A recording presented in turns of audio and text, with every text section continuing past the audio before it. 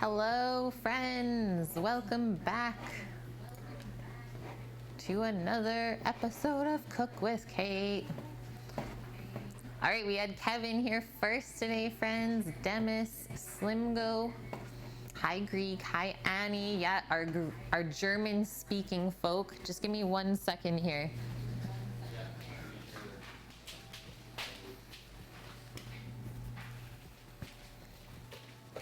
Had an echo in the background. There we go. Hopefully everyone had a good day yesterday. Hi Cookie as well. Dust, welcome friends. Good to see you all.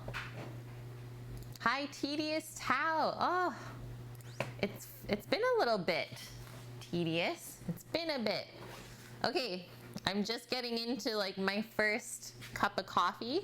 Check out this Cook with Kate merch. I know Dust was eyeing up this mug the other day, so I thought I would put it to good use. So cheers, friends, if you're just waking up.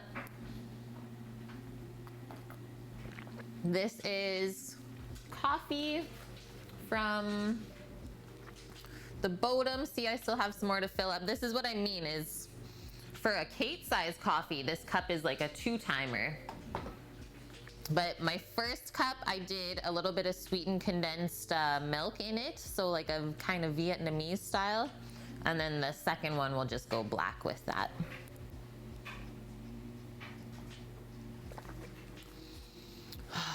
So good when it hits your lips. Good morning, Athletic. Hope you are good. Okay guys, so German food today. We have already spoken to Sam's mom this morning. I had to ask her some questions for today's meal. So we are confirmed on everything that's going on. Sammy picked up this beautiful eye of round from the butcher shop this week. So pumped about this. And I'm thinking that obviously not all of this is going to be turned into rouladen. This is also a cut that we make beef jerky from. So maybe we'll put the slicer to good use today and slice up some of that for beef jerky as well. Hi Greek, good to see you. It is going good, guys. The sun is shining. I think we're gonna go for a bike ride later after stream today. It's a lot nicer than yesterday. So things are great. Nice, losing money, that's your favorite. Okay, well, perfect. And I'm hoping that Titan Uranus pops in at some point today because this is a channel point menu redemption that he put in like 3 months ago now. So we've been waiting to get like the proper cut of beef, obviously the proper slicer to do the beef. So here we are 3 months later. So if you guys ever put in a channel point request and are like, wow, it hasn't been done in a bit, don't worry, I don't forget about you. I just want to make it the best possible result for you. I'm also gonna say that this is a dish that I've not really made before, so I think it's very wise for us to kind of learn about what we're gonna make today. I know what that was. Lamb. Oh, Sam. Sammy. This is why we don't feed Sam lamb, guys. A little, oh, Sammy. Careful now. Nike, beware that dust storm is heading your way. It's over your city right now. Is it actually coming up north? I saw, who posted in Discord last night, the storm in Texas. Insane. Real quick, back to Sam's little like lamb thing. So when he used to cook that dish in the restaurant, he was only allowed lamb once a week for like a staff meal to eat, because seriously, Sammy, the lamb. So the chef's like, no, Sam, you can have the lamb the day before you go into your weekend. Oh, we got a merch drop. Annie just bought a Cook with Kate mug and one other item and a hoodie. So cool. Thank you so much, Annie, for all the support. You can rock that from your homeschooling office, I guess we'll call it. Thank you so much. Aw, my fellow teacher. I really like that. He's supporting it. I can't wait. Like, my Cook with Kate mug's gonna be on a teacher's desk. Yes. That's when you know you did it, guys. Teacher's pet.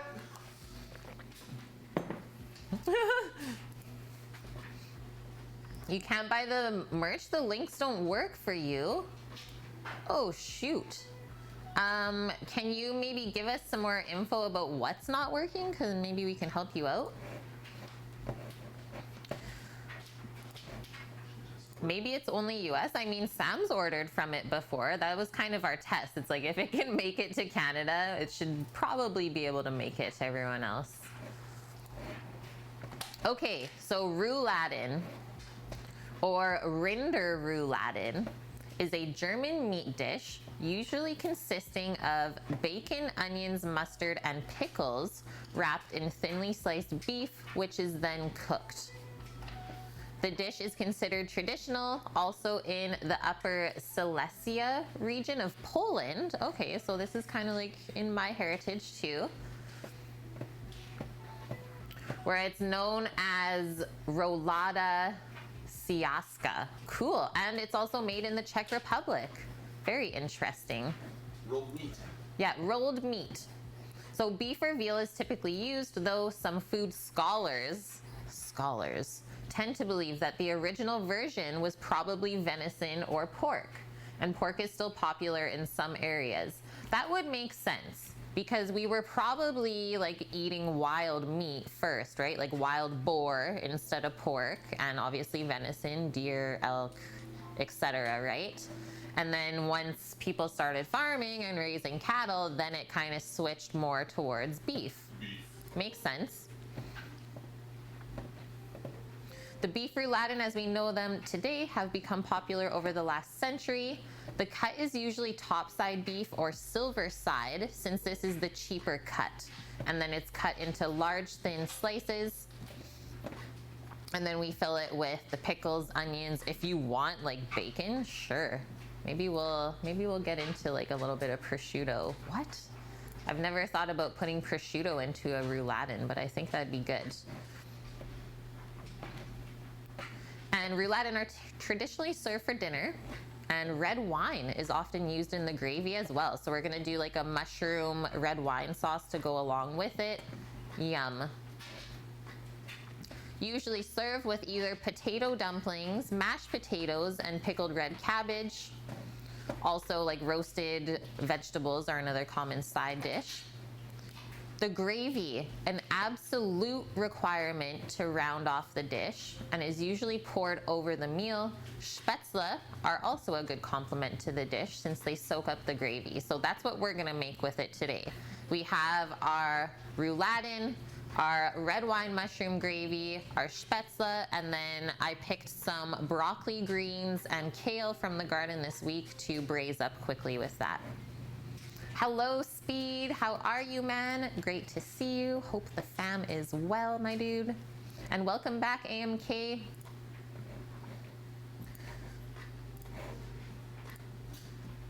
Okay, so this dish seems like very simple. I didn't look ahead for a recipe at all, because I didn't really think I needed one today.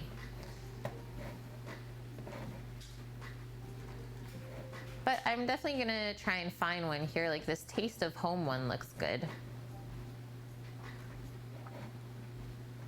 31 reviews, 4.5 stars. And yeah, it is so simple. It's like a one-page recipe. You gotta love that. So there's that, and I'll also link it in our recipe command there as well. And then as far as the spaetzle recipe, we'll share that a little bit later. That comes from Sam's Oma, but it's very, very simple as well. Equal parts flour and egg. And a little bit of salt, obviously, to season. You always want to season your pasta, noodles, dumplings, etc.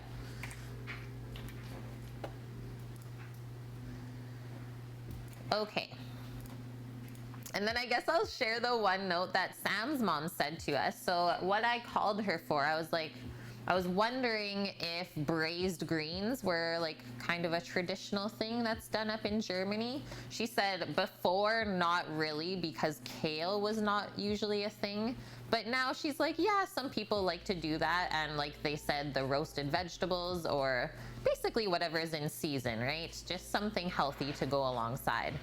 Or she said that what she would usually have is butter lettuce, so like a very nice leaf lettuce with just a simple dressing of like Maggi and oil and vinegar, which Annie, he was in Germany for a bit, he probably knows exactly what I'm talking about. And that's actually a really nice side dish to go with something kind of heavier with rouladen.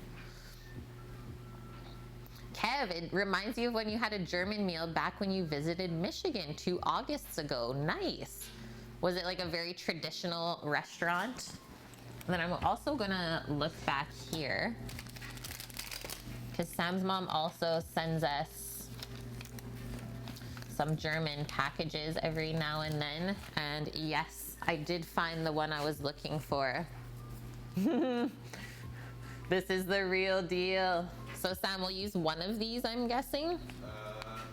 No. Oh, actually probably 2. But I don't know, do you think it might make the beef too beefy? Is that possible? Probably not. For 3 Rinder rouladen. So yeah, let's do both packages. How awesome is this, hey Annie? We won't look on the date. We won't look at the date. We don't need to. It'll be totally fine. It's not been opened. So this is just like another little extra thing that we'll add into it. And yeah, I mean, this is a way for like me to learn a little bit of German too, is like reading all of the ingredients and the instructions. Very fun. Yeah, too beefy. Is that even a thing, Kate? Well, with that answer, obviously it's not. It's not. There's a little German town in Michigan. Hey, that's awesome, A&K. You live in Germany. Amazing. Nike, how was your week, my man? Frankenmuth. Okay, so our first thing that we're going to do, Sam, do you think we should kind of freeze or chill the beef before we slice? Yeah. So first thing we're gonna do is pop that entire thing in the freezer? Yeah. Okay. Slice it all today and then it's good. I thought maybe we'd slice them up for jerky. Yeah, slice it all today. Okay. Good. So I'm gonna pop this into the freezer, get it chilling. That's one like kind of pro tip if you are gonna slice your own meat at home. It's only $20. I know this. $29. That's okay. $30 for this at 5.5 pounds. That's pretty good. What's the cost per pound? $5.29. If $1.50 cheaper than brisket. yeah, but Sam, automatically what they said to me as soon as they opened up this bag, if I wanted them to trim it, it would have been $8.29 a pound. What? Yeah. They're like, you should just keep it in the bag. I was like, yeah, I'll keep it in the bag. Okay, so pro tip when you're slicing, especially beef like this, to keep it nice and like round and a good shape, chill it for a bit in the freezer before you slice it. It'll just firm it up and make it slice so much better. We have about an hour. Yeah, about an hour, Sam is saying. At least. So while that is chilling, that gives us enough time to prepare the rest of the meal.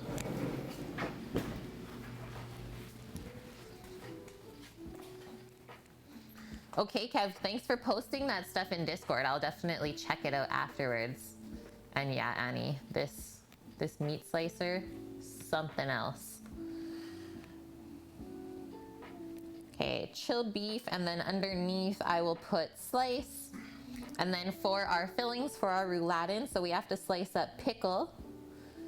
Sam, you want shallot, I'm gonna say, instead of onion? Yeah. Pickle. Shallots, I don't think so. Oh, I thought we had a whole one. I used it yesterday. Okay, I guess we'll find out. And what about putting like garlic in there? Or you just do that in the sauce? Oh, you can put garlic in if you want. The world's your oyster, dear.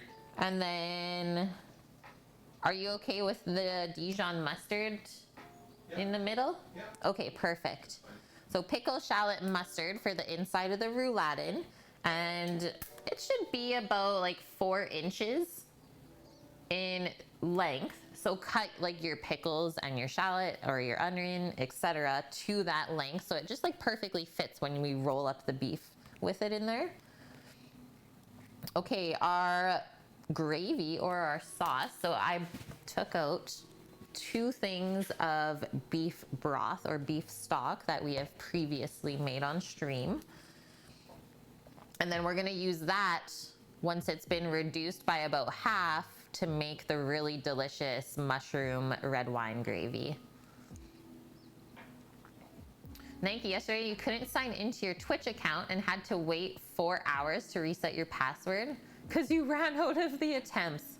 What? That's crazy, dude. Hi, Cheese. Good to see you, man. How did the rest of your pizza day go? Were you selling pizzas? Okay, gravy. We'll start by reducing both of these. So we're starting with 2 liters. Let's end up with 1. And then once we add in like mushrooms and garlic and the red wine and then our German little mixes, that should be very flavorful. Hi, Twitch Stewie. Yeah, you made 3 on stream and then 5 more for sale. High five, dude. That's so awesome. Yeah, we sold food 2 days this weekend as well. Tarts on Friday and lamb. Okay, mushroom, garlic. We can also add herbs into our gravy or sauce. That's always good. I mean, the thyme, rosemary, and sage is really popping outside right now. And then our spaetzle, so our little German dumplings or German noodles. If you guys have seen any of our previous German streams, you would know what the spaetzle press is. So this is how we're going to make our noodles later. So we make a mixture, equal parts by weight, flour and whole egg, and then we just add a little bit of salt. So it's like a pasta, and then it's really kind of a thick glutinous mixture. Put it into here, press it into a pot of boiling water, good to go. So that's a pretty quick one, obviously, but I always like to mix up the dough a little bit ahead of time, like give it about half an hour to rest in the fridge.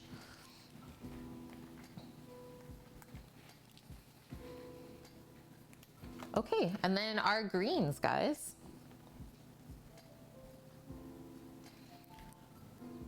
I also like to put like fresh herbs with my greens right at the end.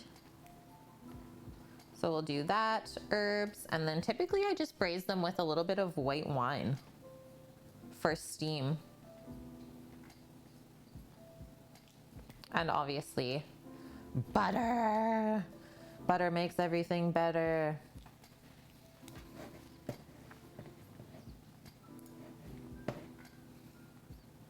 You're at the airport flying for business today. A little nervous, but it seems they're following guidelines. Oh man, good luck with everything, Cheese. And yeah, just stay safe and make sure you like just take care of yourself, right?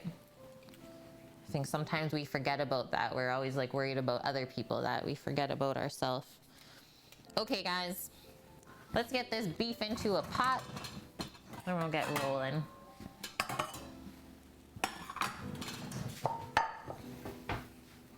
As long as you don't fly to or from the southern US, you'll be fine.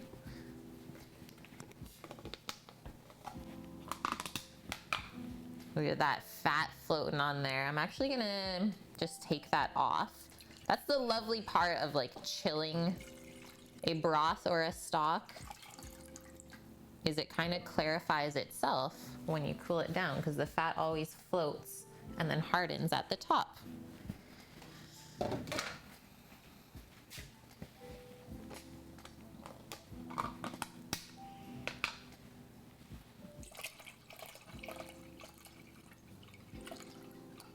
And Sam and I were thinking, I was kind of trying to think of next week's menu already.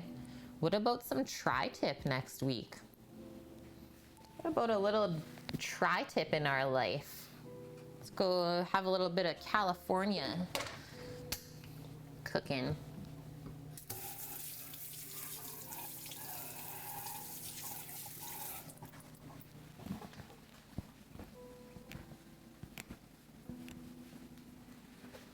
Okay, that will go on the stovetop. Let's just do a medium heat for now. And then that can just simmer away. So you want to cook that until there's only 1 liter left. Let's grab out our pickles and shallot.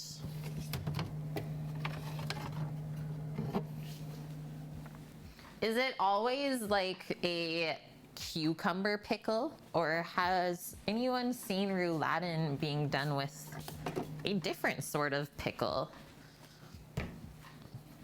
Like maybe a radish or a carrot or something like that.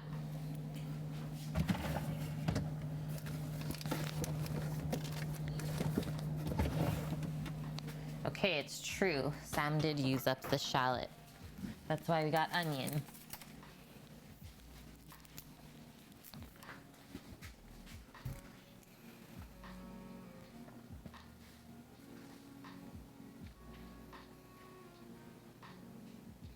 I wish you could do a Canada Day stream. What day is it on? Oh yeah, because it's during the week, right?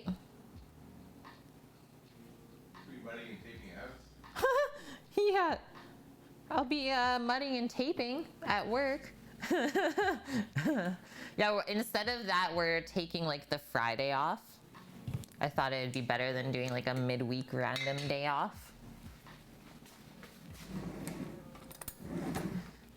Yeah, that's kind of a funny one, hey?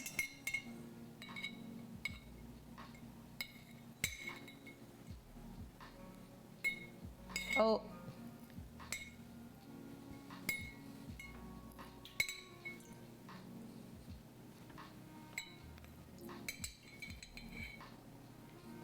So guys, we didn't hear back from the people that we gave the food to yesterday. So we're going with one of the like no news is good news things. I think that's enough pickles for sure.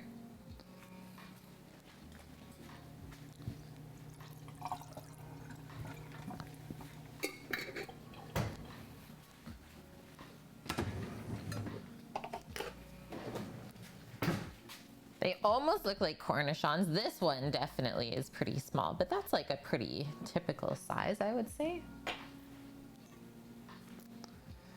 Bonkman, yep. Garlic. He's here. How are you doing? How was work yesterday?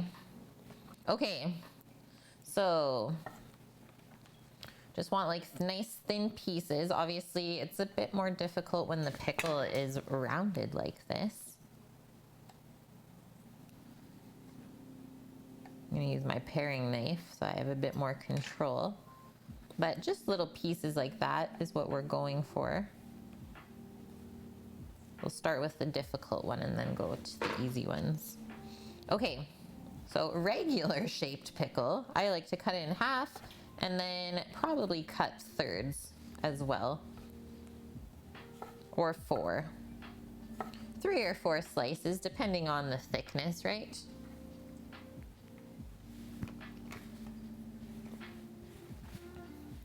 This one is pretty good.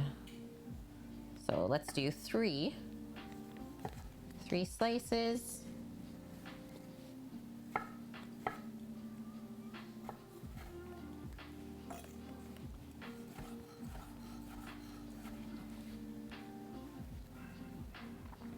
No work? Oh yeah, just entertaining and then the karaoke. It was a great night for karaoke and friends. And did you sing Backstreet Boys though?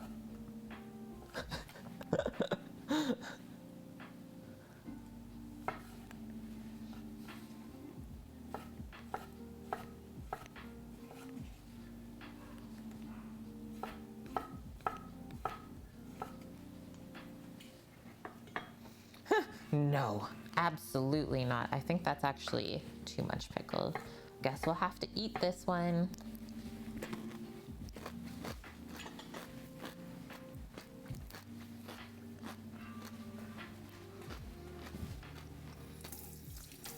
Yeah, the other group of girls did though. Well, at least somebody did.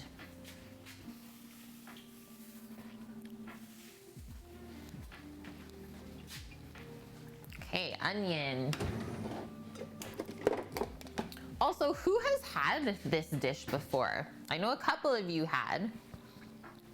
Or maybe this is something some of you want to try. Okay, I'm not going to use this whole onion, so I'm just going to cut off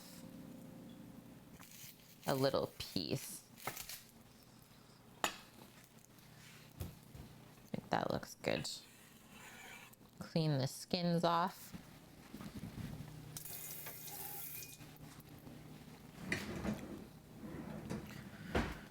We're not gonna go crazy with the onion because it's Sammy. You've only had it in Germany though. Yeah, I can't say it's a dish I often see on menus here, right? Okay, so we have our little chunk of onion and then we're gonna slice it as thin as we can for this. Oh, nice Twitch, Stewie. You made spaetzle for the first time recently. It was good, yeah. I love the simplicity of it.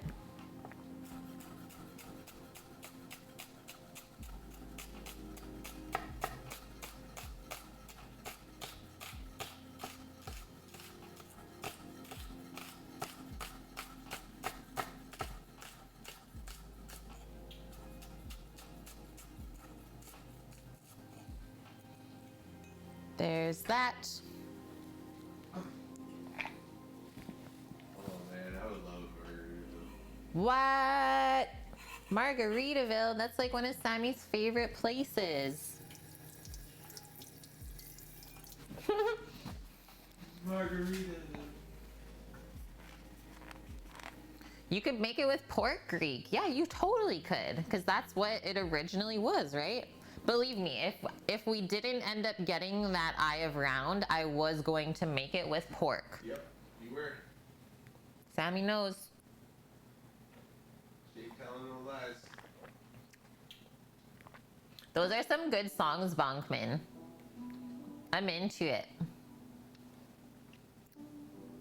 Oh, jiggles. Yeah, lots of schnitzel, but not rouladen. Okay.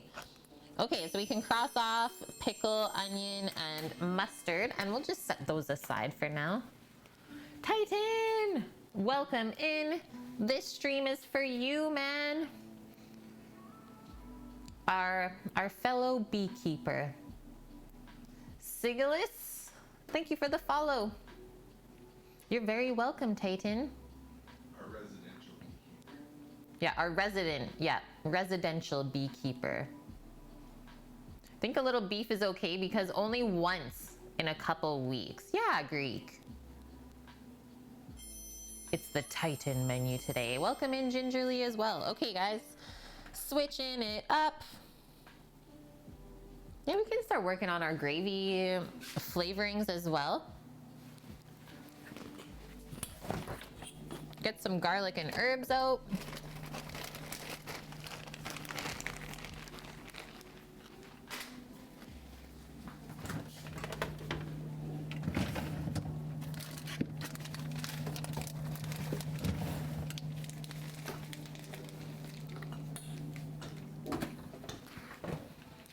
what about putting carrot in the middle of a rouladen? Nope.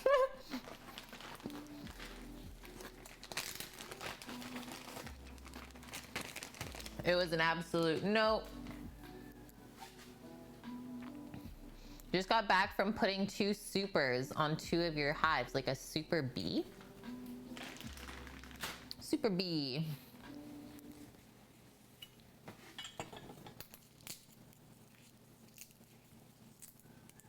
One, 2, 3, 4, 5. So about 5 cloves of garlic. Smash them. It'll just make it easier for us to peel. And then we're just gonna slice them up nice and thin. I like to have like good chunks of garlic in my mushroom sauces.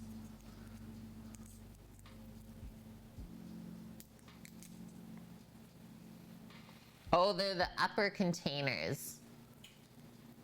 Cool. This guy.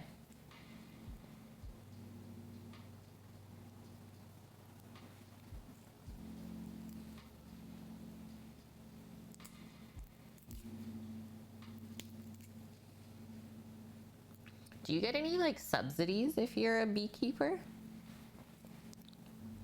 Do you get any like support locally or provincially, I guess, or in the state? Hey Trev, good to see you. Other than being stung, nope.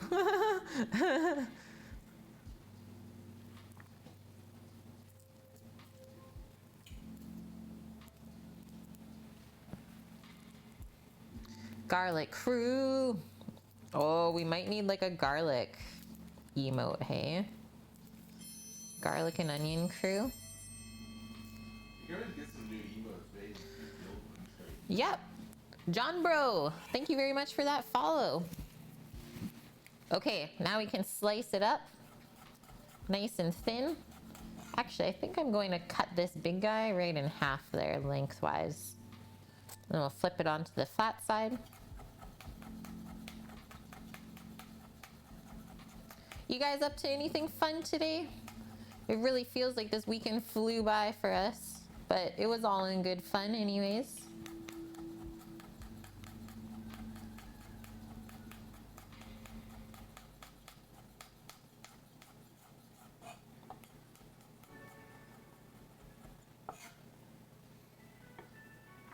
Laundry day. Hey, yeah, I just finished mine today, Annie. I got some folding to do later, that's for sure. The mountain has been built. Dragon Love Water, good to see you. Yeah, you're subscribed now apparently. Welcome in, Kate's Kitchen Crew.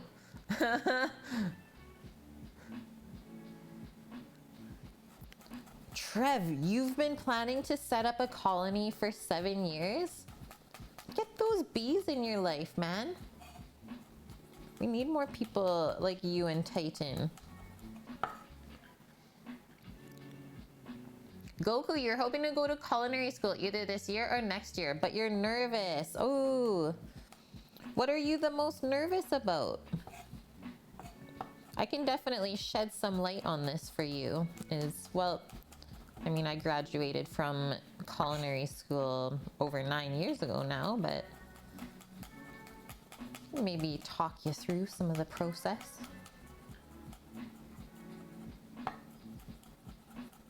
Yeah, that's a good amount of garlic for our sauce. That's gonna be awesome. So we'll just put that in a container as well. We're doing all the prep because the cooking part is pretty quick.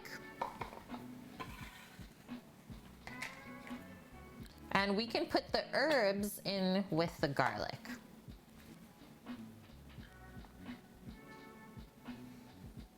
Trev, you did all your cooking and food prep yesterday, so you ain't doing nothing. That's the best way to do it. Yeah, I really think that we all benefit from having like just one day to ourselves where we don't have like too many serious responsibilities. Gives your like mind a bit to recharge, right?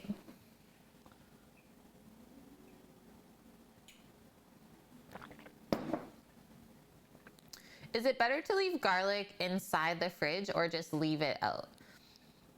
I think it's always gonna stay fresher in the fridge when it's cooler, but if you have a nice like dark, cool place not in the fridge to leave it, by all means. So I don't have a spot like that, so I always leave mine in the fridge.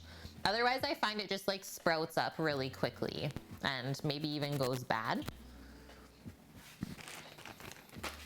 Okay, let's get into some of this thyme. I picked so much of it this week.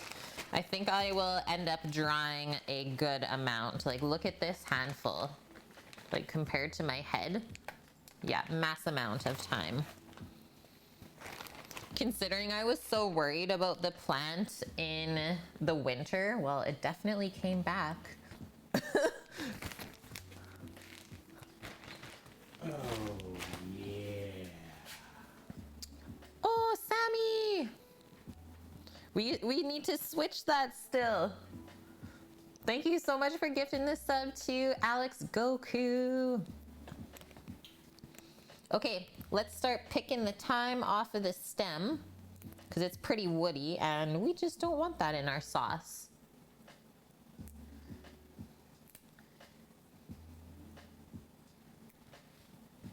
Yeah, Cookie's in here. I think he's just lurking, that's all. But he was here earlier.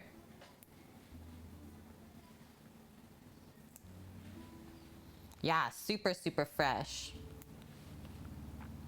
I dried a bunch last year, like in the fall when I knew that it was gonna go dormant over the winter time. And I'm really happy that I ended up drying the thyme. I mean, I don't love using dried herbs, but it actually kept the flavor really nicely, especially compared to like what you typically would get in the store if you were to pay like $7 for a little jar, right? So I think it really does taste better if you dry it yourself. So I was happy that I did try it, right?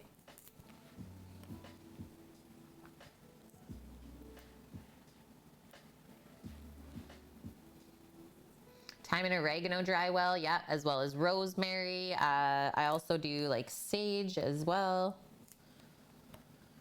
That's the one herb that I still have not started growing is oregano, and I don't know why.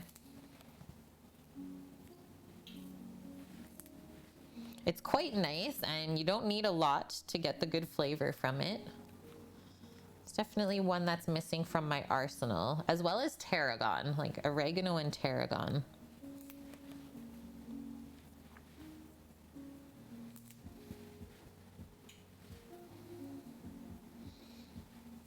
Yeah, it was very nice to have Josh in chat yesterday. He's an awesome guy to talk to. Like, I'm sure that we could talk for hours about food.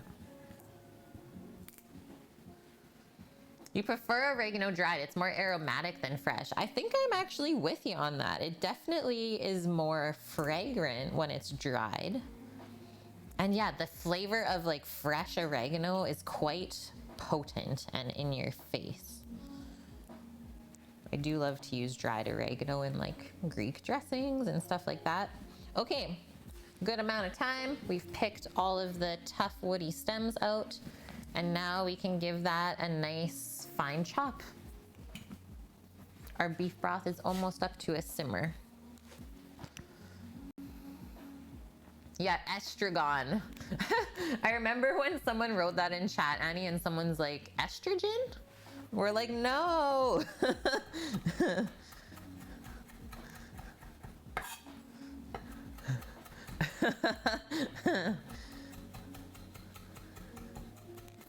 Oh yeah, the dried oregano, sprinkle that on your pizza, exactly.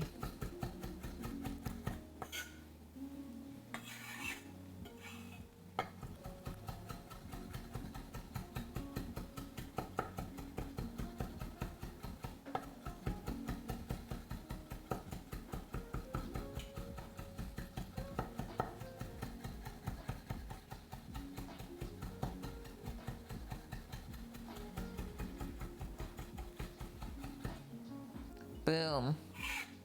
That looks good. So pop that in with the garlic, and then I'm just gonna quickly go outside, snip some rosemary and sage off of the bushes, and we'll chop that up as well.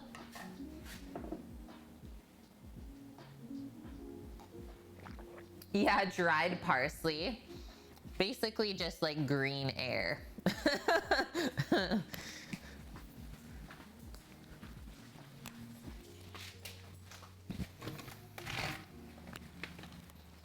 It is a beautiful day. I don't even see a cloud in the sky. If we don't take advantage of this, that's something wrong.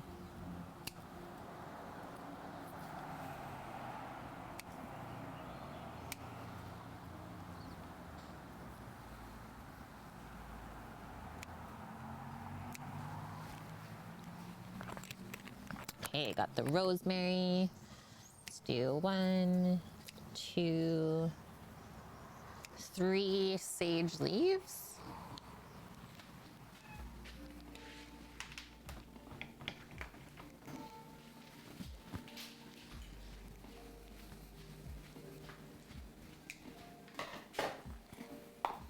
Hey, Slim Shady, how's it going? Check it out. My rosemary's doing so good as well. Like very soft, right? It's not really like woody. And then sage is doing good. So I like to stack up the sage leaves and then just cut off the stem there. Yeah, dried parsley is seriously just for looks. I mean, for the most part, parsley is that, right? But I do like the flat leaf parsley. It has way more flavor than the curly parsley, right? Okay, so I'm gonna slice this in half and then just stack it back on top of itself, and then we'll just thinly slice that.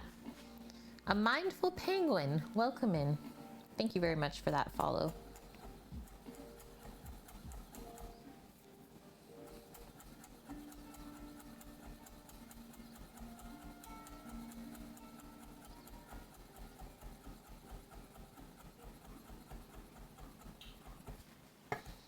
We'll go over it one more time.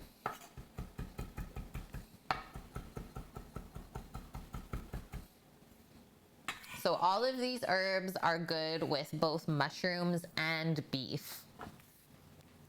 That's why we're using them. Dice machine. Yep, let's go.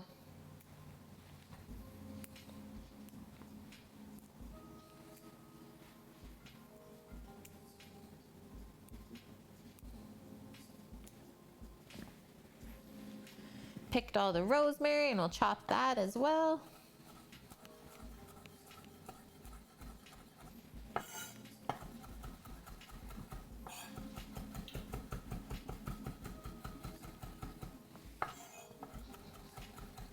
And then as far as the mushrooms go for the gravy, we are using not fresh mushrooms today. So we're using mushrooms that we have previously pasteurized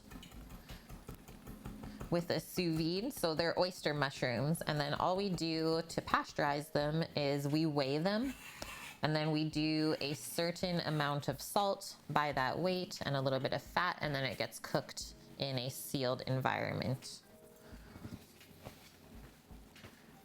Yeah, has Rosemary ever complained about chopping all of her up?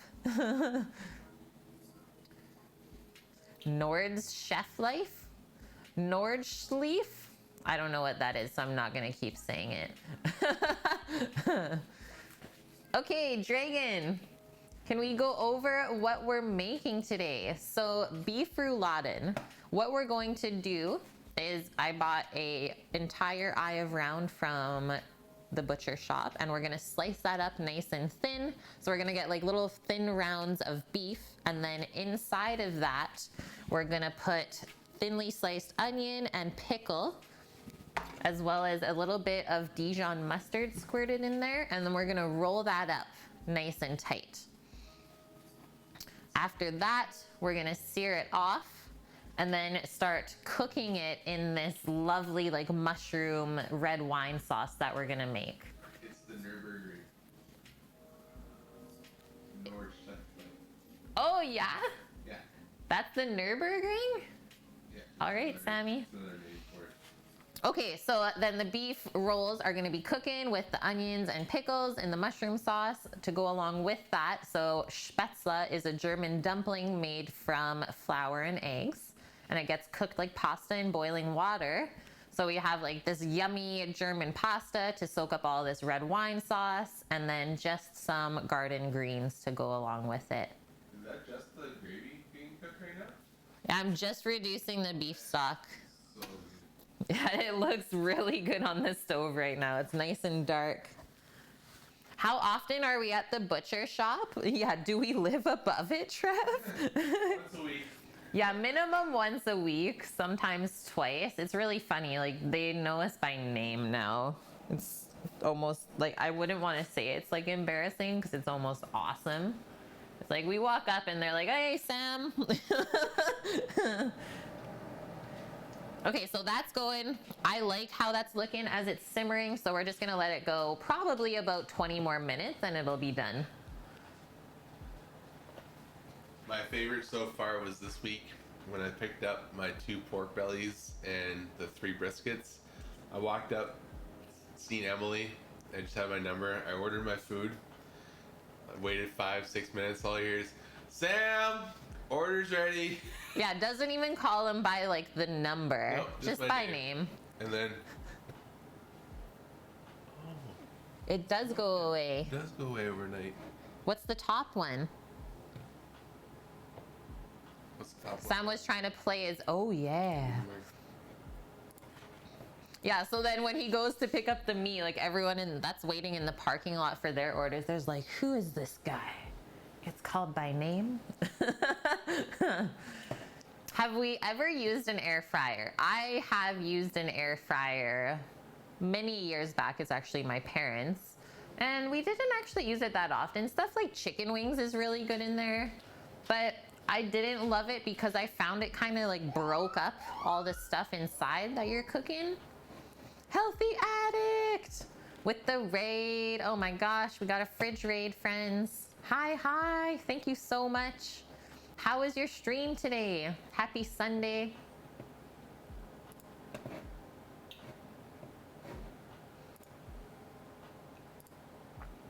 You considered taking a job at a butcher shop once, but then you tried to undercut your neighbors. Yeah, nah.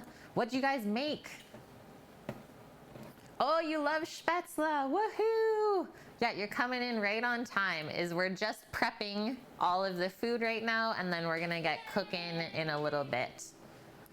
It was okay, you had a food fail today. Gotta go back to recipe development. Oh, dang! As much as those moments or times are like frustrating and like kind of put you down, as long as we can like learn from our mistakes, right? And keep cooking and keep pushing forward. That's what's important. Thank you so much for those 100 biddies, Bobcat. Yeah, welcome in all of our new peeps. And Sammy's gifting the sub to Healthy Addict for 3 months in a row. Great to have you as always. So you're making banana fritters from Djibouti, but they didn't turn out. Yeah, it's never a fail, it's a lesson learned. Wise words from the real Bonkman. Djibouti, okay, thank you. That sounds really good. I'm gonna guess it's like a East Indian sort of thing. Djibouti, banana fritters, yum. Like I'm into that. The leading D is almost silent. Thanks, guys. Like, already I'm learning something from you. So how great is this? East African. But it's kind of like pancakey. Welcome back, cheese. You don't think you had enough flour. What, I'm gonna assume that they kind of just like fell apart in the fryer then. Oh.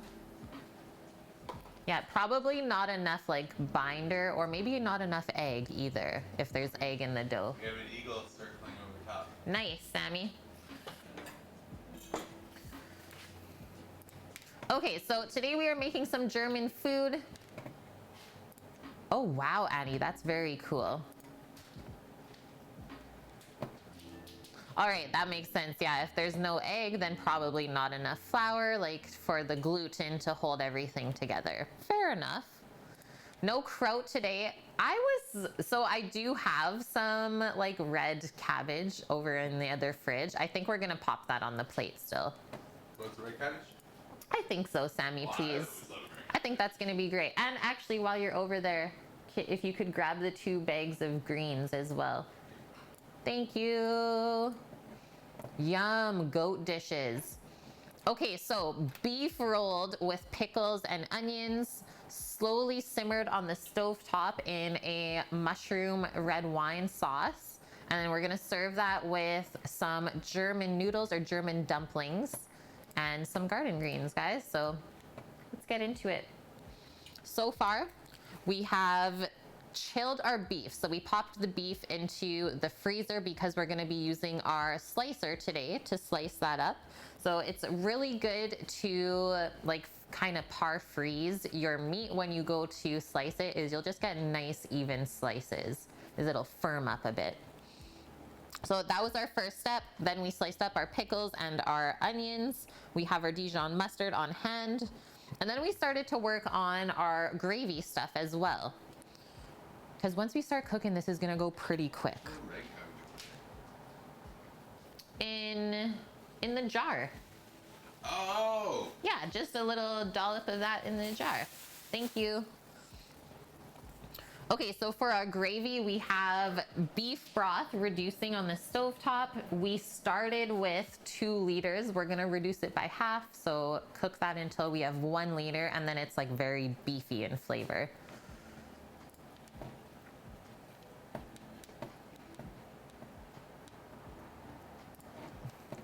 It's sad you don't hear a lot about African cooking.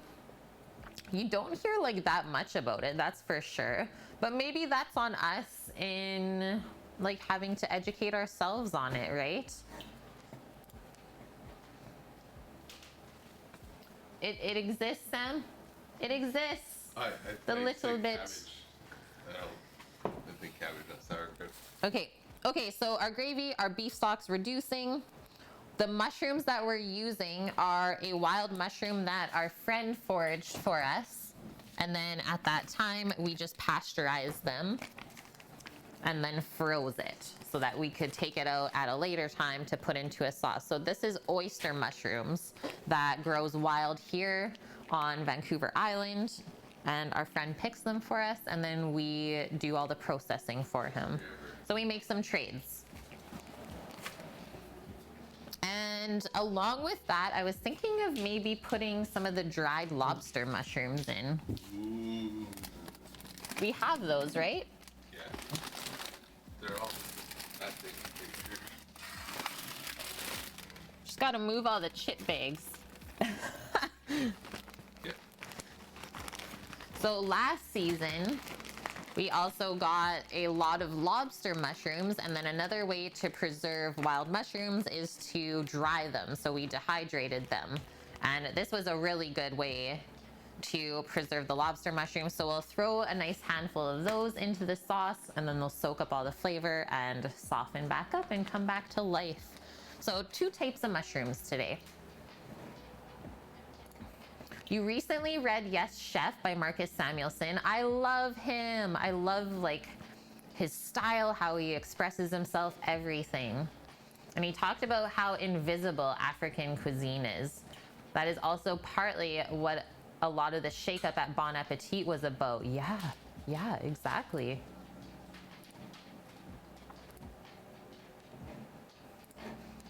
Trev. Yeah, unless a mycologist is holding my hand, I will never forage mushrooms. You don't mess with the fungi. We have educated ourselves over the years. I mean, I have not foraged a lot either. the most I saw mushrooms was what we ordered into restaurants, right? So it all depended on where you worked and like how fancy you cooked. So that's how I got like my mushroom knowledge. But as far as foraging, I just bought a few books that were like local to the area. So there are people on the island that have made books for foraging, as well as joining a Facebook group local to your area for foraging. And then you can always post on there and then everyone will help you. So that's how you forage safely. And then yes, don't you put it in your mouth if you don't know what it is. Don't put it in your mouth. Told you. I remember the road trip to Vancouver with a trunk load of those. Those are the ones, dude. What was that, like last September? Yeah. So Dragon says foraging for mushrooms in Texas is way risky and there's only a couple that are edible. Okay, so here I think we have like 9 or 10 varieties that we can pick from that are safely edible. Pretty amazing. So I feel like if we don't take advantage of that, it's like we're losing out, right? Okay, so Sam also brought over our garden greens for us. I picked these earlier this week. Okay, Greek, you commenting on Kev's dish? I need to take a look at it. Ooh, look at that sausage. What? What's this? Is that a dessert? Is that like a butterscotch pudding? Because that looks insanely good.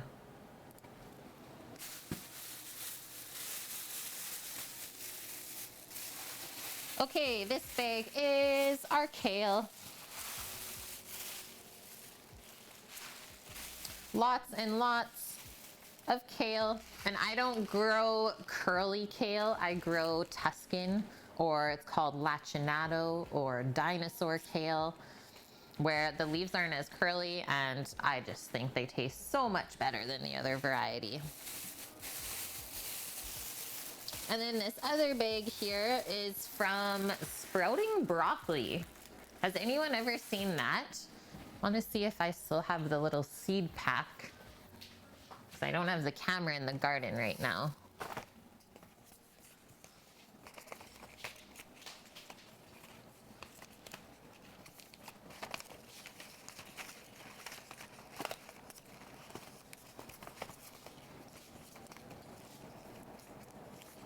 Oh, must have used it all up.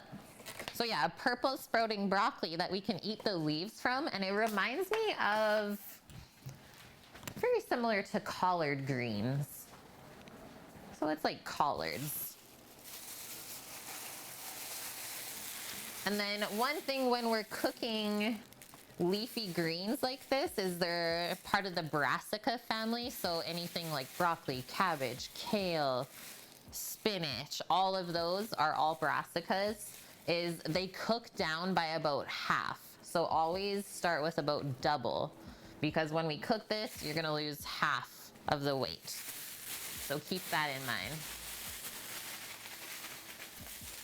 Is anyone serving wine?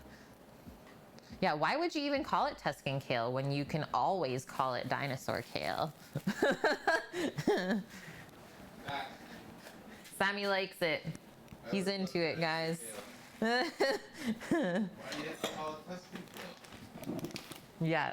Black dinosaur. And then here is the cabbage that I was asking Sam to bring over. So we're just gonna put like a little dollop of this on the plate too. I really like it. For a jarred product, it's delicious, but we can also say that this brand has been around since 1722. 1722.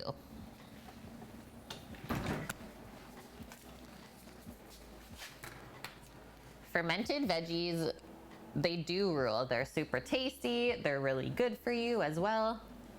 Can't go wrong. I'm gonna finish this piece of pickle.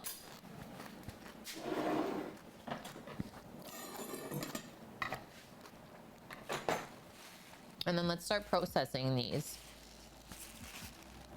So I already washed all of these, which I'm like super stoked about right now. I don't love washing greens. I think it's like It just takes a long time. It's not my favorite process of gardening or farming. So let's stack these up and let's keep them with like sizes. So the smaller ones stack together, the larger ones stack in the same pile, right?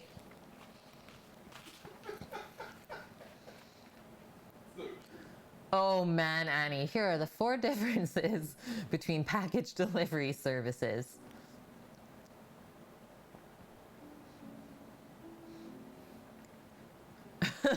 Yeah, USPS, what package?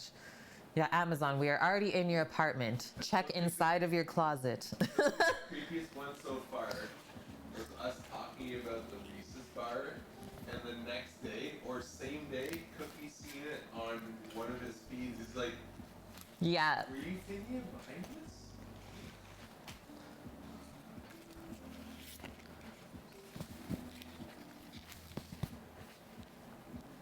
You're thinking of buying some restaurant sanitizer? Oh, maybe this actually isn't washed.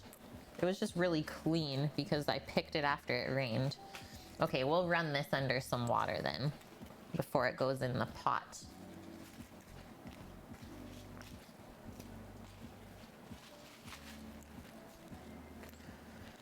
What's the best way to sanitize a sink for veggie prep?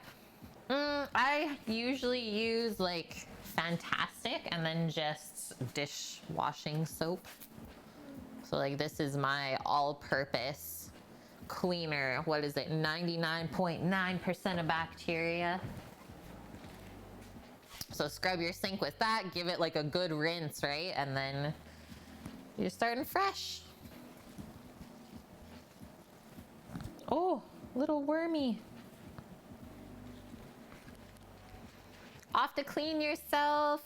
Sounds great, healthy addict. I hope you have a wonderful day and thank you so much for that raid and good luck with those banana fritters. Let me know how it goes. Yeah, protein, Annie. That's exactly it. Little wormy. That's just extra protein. Okay, so now we have 2 piles of the same size of greens. And then I just have these couple of small pieces here. So I am going to slice that in half lengthwise and then go along cutting like 1-inch thick pieces. Let's take this smaller pile. So 1 inch, I'm gonna go lengthwise.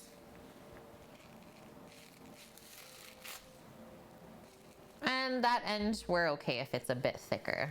And now turn that and then come back over it. If we need to, we can pop this up like that.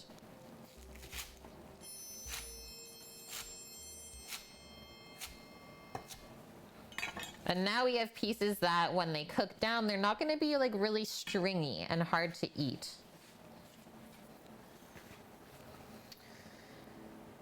MIA. Thank you very much for that follow.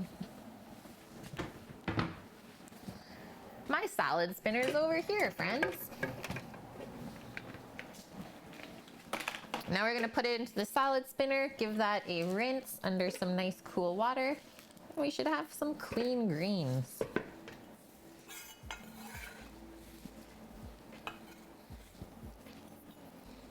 I think we can finish off this as well.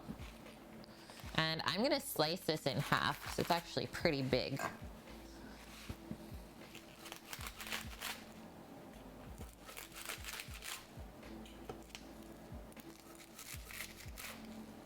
Boom.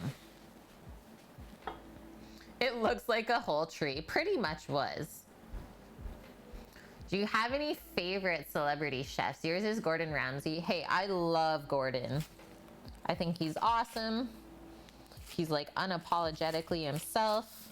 And I would say like my top favorite celebrity chef is no longer alive, Anthony Bourdain. He's like my top for sure. And I don't know if anyone will ever beat him. But yeah, even people like Jamie Oliver, like that's who I grew up kind of watching cooking on TV.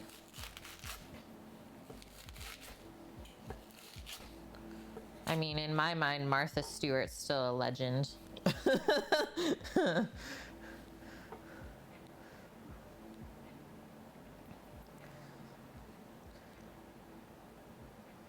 No, it's very true, Bonkman. Yeah, Facebook listens to what you're saying. Within 24 hours, you will have like an ad.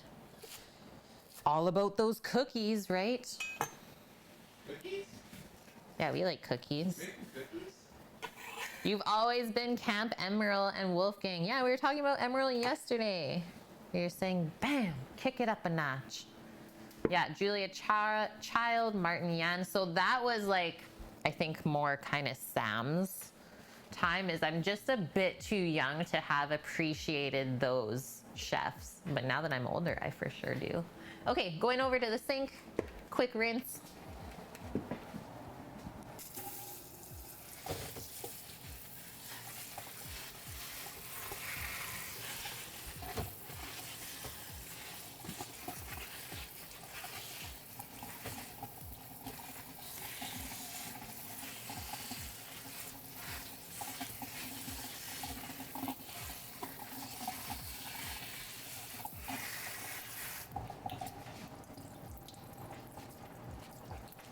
I don't think I missed an episode growing up as a kid watching Emerald. Sam says he didn't miss an episode of watching Emerald when he was growing up. Because what? It was always on after school, right? Like literally on after school every day. I get my homework done on the bus, I can watch it. Oh, that's true, Dragon. Let us not ever forget about Alton Brown as well. Oh, So that's definitely someone who got me into cooking for sure. I did see that, Bonkman. Yeah, the Anthony Bourdain channel. We've actually popped into that stream a few times and like watched some of the epis. Sometimes they're not the best quality, but sometimes you also luck out with like a really good quality one. You just ate a porcini pepper? That exists? It was hot. Yeah, Wolfgang, he is a very natural chef. It's effortless, his work is beautiful. And yeah, Trev, I'm not effortless when I cook.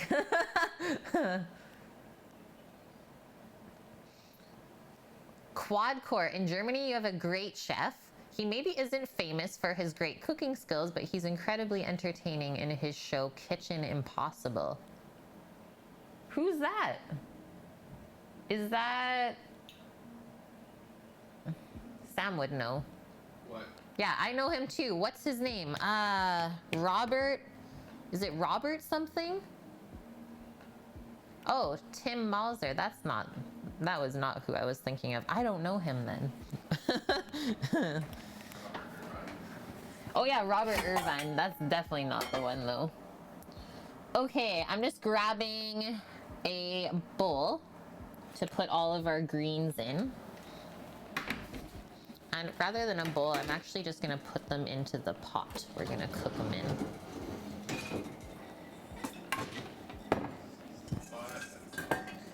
Nice, clean pot. That's amazing, Dragon.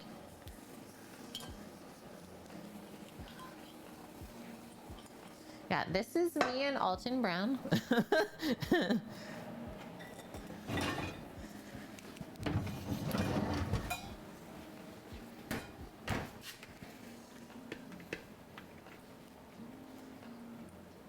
Yeah, two different chefs we're thinking of. Look at all the water we just spun out of there. Maybe I should spin again.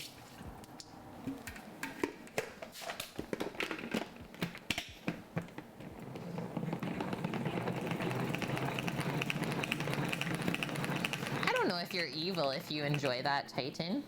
You just like that form of entertainment.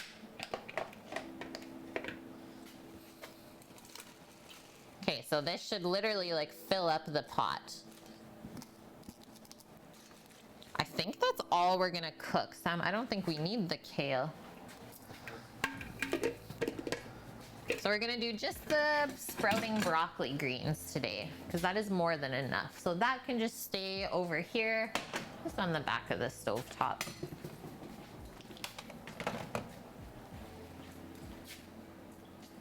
I will just pack this back up and we'll use it for something else this week.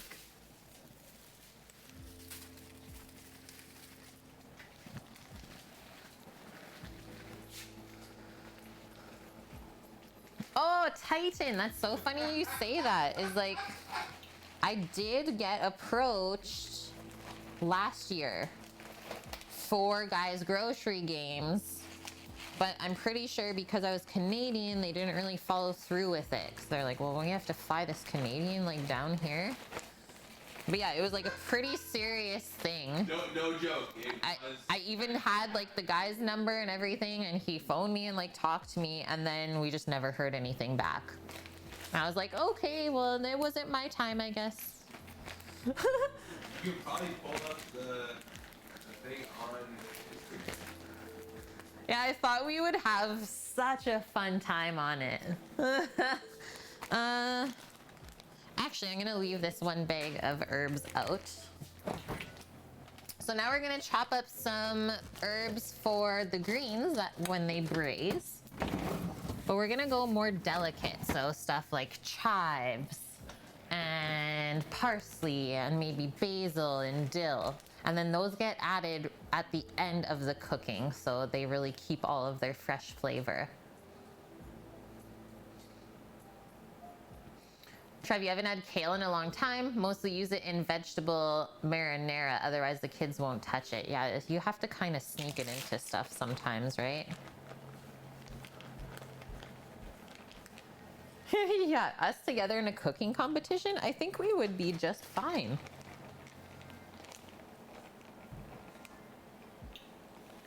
Okay, nice couple handfuls of chives here. I think I gotta go run to grab dill and basil.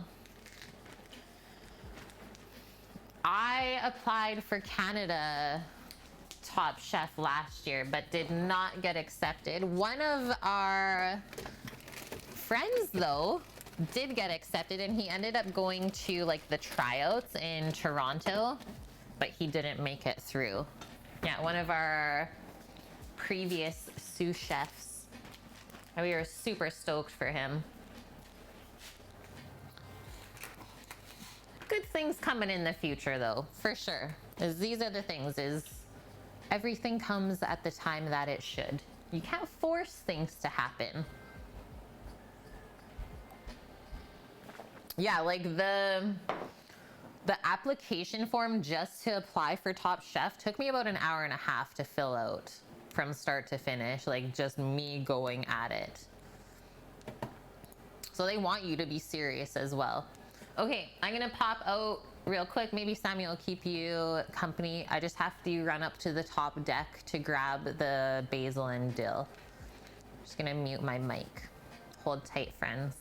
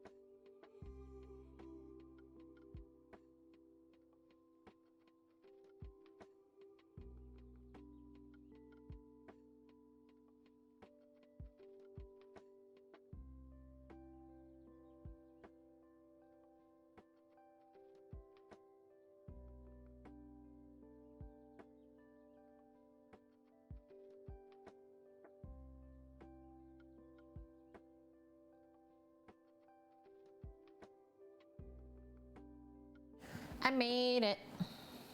It's so nice out. Okay, 3 nice little basil leaves and some nice dill. We'll chop those up. Just gonna give the dill a little rinse. Yeah, I love chives too, Greek. Hey, Cabri! We deserve major cheers. Thank you so much. That's very nice of you.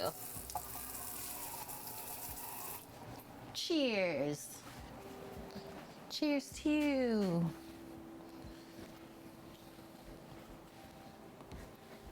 Okay, let's get into it. So this is the, I guess we can call it the garnish for our vegetables.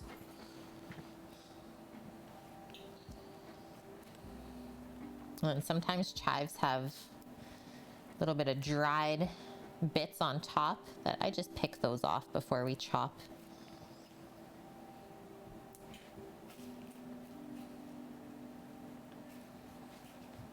Looks good.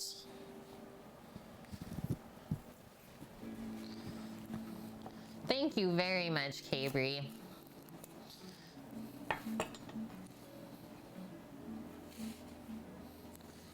Always good to have you around.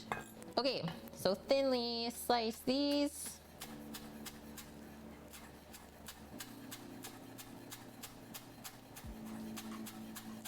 You can by all means use green onion in place of this.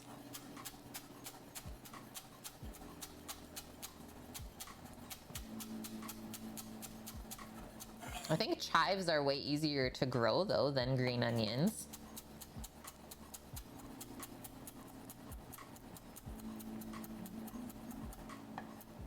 At least that's what I think.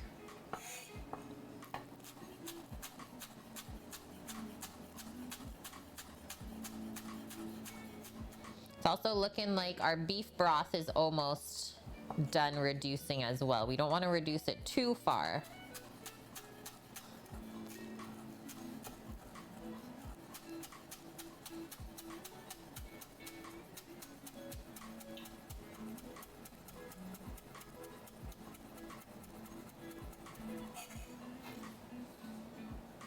Smelling good already.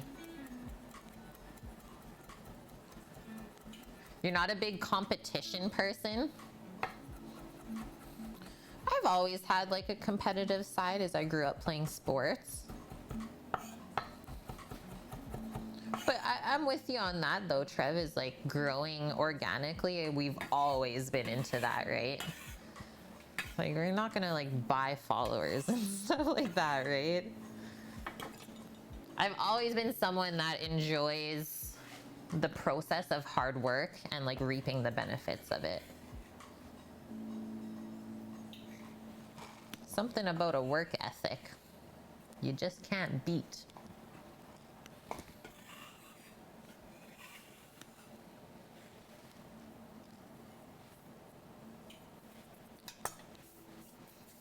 What sports did I play? I started with gymnastics and then I couldn't get past this one level when I was young, so then I switched to playing soccer instead. And I played soccer from like really competitively, like top tier, from when I was like 12 to 18. Yeah, do you want to be famous? Buy followers and likes for cheap. We'll take brisket as payment. Vune! How are you?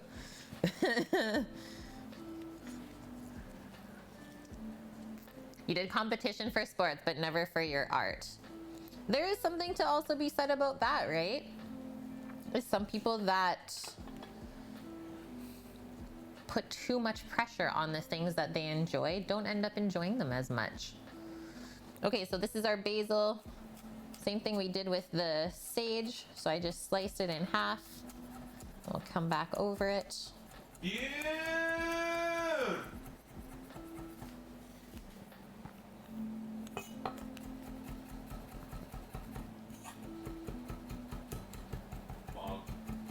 Bonk.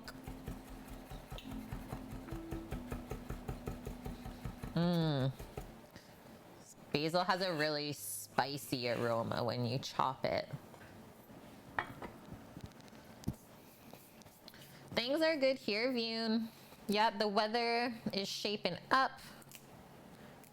Told Sammy yesterday that we better hit some trails on the bikes today. Maybe we'll... Lady will be here around 6:30 for the stuff, so that's perfect. Okay, perfect. Yeah. Maybe we'll hit our black trail that we've not hit in a year or so. Yeah. Oh, that's scary. There's a scary drop, guys. There's a part where I have to walk. It's like a 4-foot drop that I just have not built up the courage to hit yet. It's like, nope, I'm slamming on the brakes. We're walking. Jessica, thank you very much for the follow.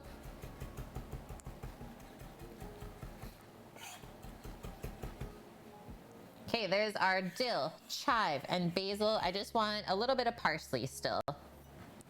And then we are good with that. Yeah, we're alive and we're not sick. So with that, we can say that we are doing good.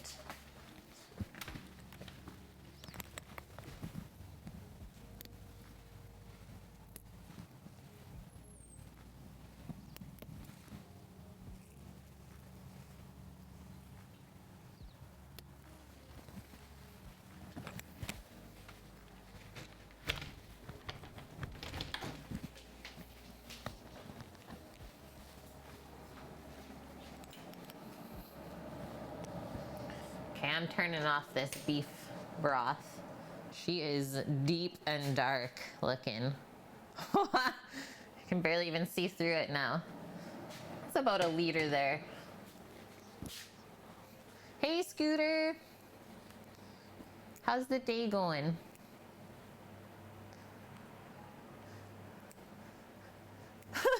Yeah. Sam has this thing about ramming into this side of embankments. That's his thing. He doesn't really fall. He just like rams into a place where he shouldn't have been biking. It's like when you're going across a bridge and there's like the embankment on the other side. Yeah, he'll randomly smash into that. That's what I always like pull up to. It's like, wow, it's really quiet in front of me. Oh, there's Sam. Are you okay? But then it's worse for him though. It's worse for him because when he hears like smashes of whatever I'm up to behind him, he doesn't see what's happening.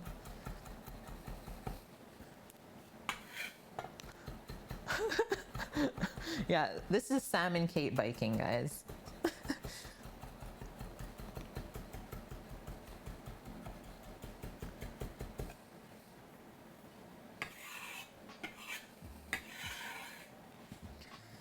Herbs complete. Good prep so far, guys. Now we're gonna switch into the spaetzle. We'll make up the dough, and then maybe by that time I think the beef might be okay to slice. Could be close to an hour. You remember the mountain fall?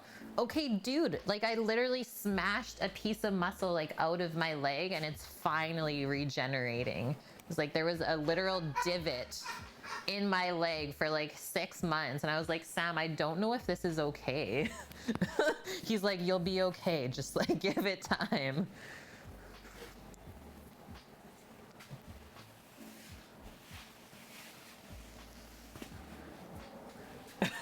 Fune's like, wait, what? Oh, the one where Sam fell. I only took like one major fall last year. Just one. It was like right after I got my bike and I like messed up this seat and yeah. It's like, this is what you don't do.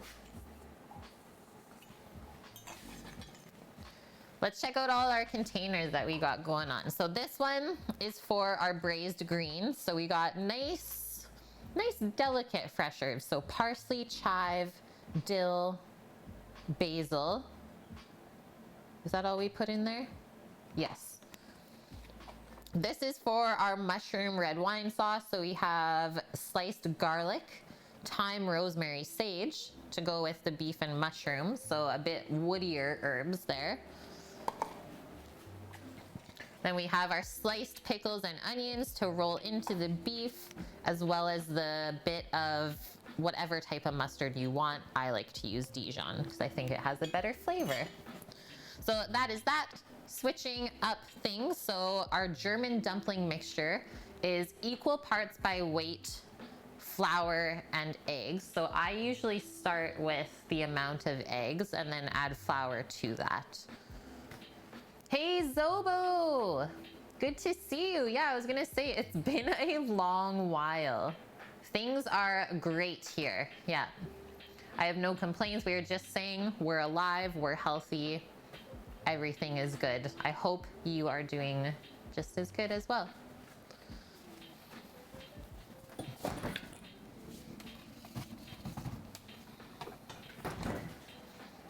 Eggs. Let's get a bowl.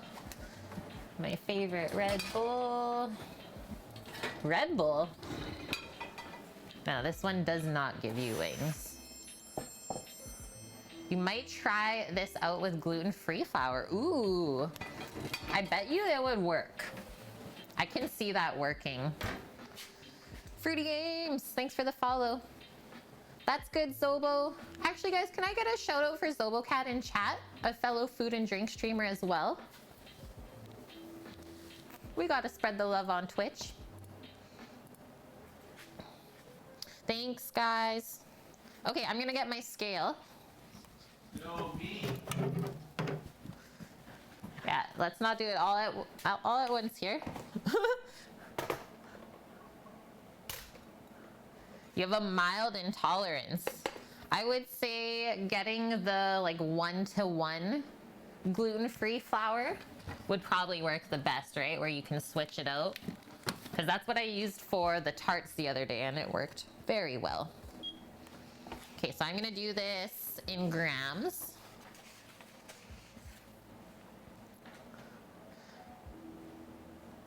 Yeah, results come next week. Keep us informed, Annie, as always. So, 1,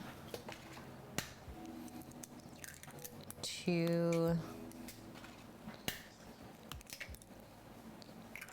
3. Yeah.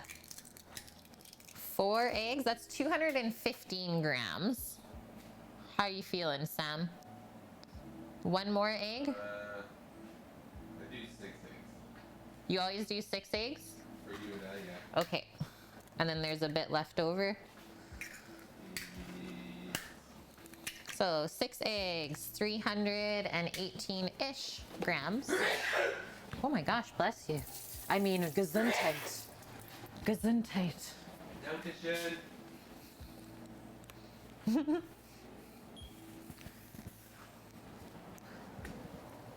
Okay, so now we know that we need 318 grams of flour.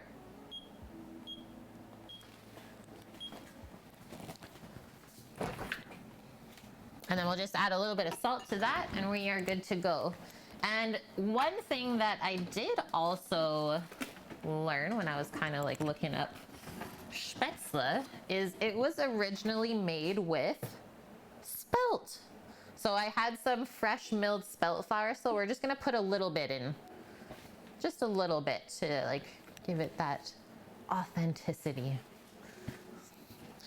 Just gonna grab a couple more scoops of flour from over here, from the big bag. The bag.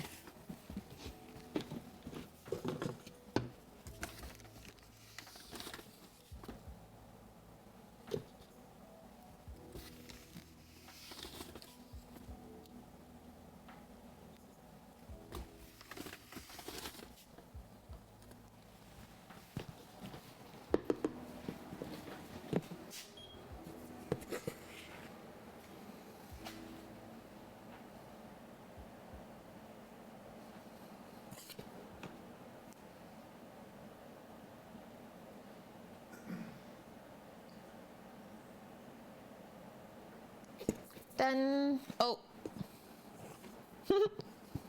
She took it too far. Can I actually take a little bit of this out? course I can. Oh no. Okay. So we'll have about, what, like 30 grams of spelt flour. It doesn't have quite the same glutinous properties, I guess, as all-purpose flour. So that's why we didn't want to do too much. It's quite a heavy grain. But it does have very nice flavor, I will say. Spelt has a good nuttiness.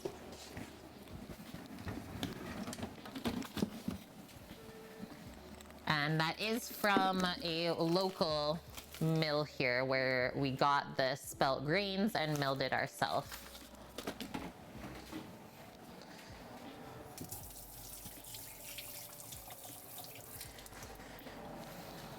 Okay, just gonna get my hair out of the way here, and then we're gonna mix this up with some salt.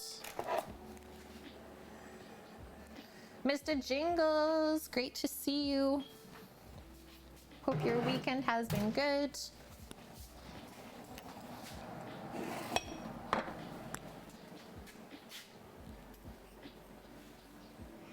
Let's do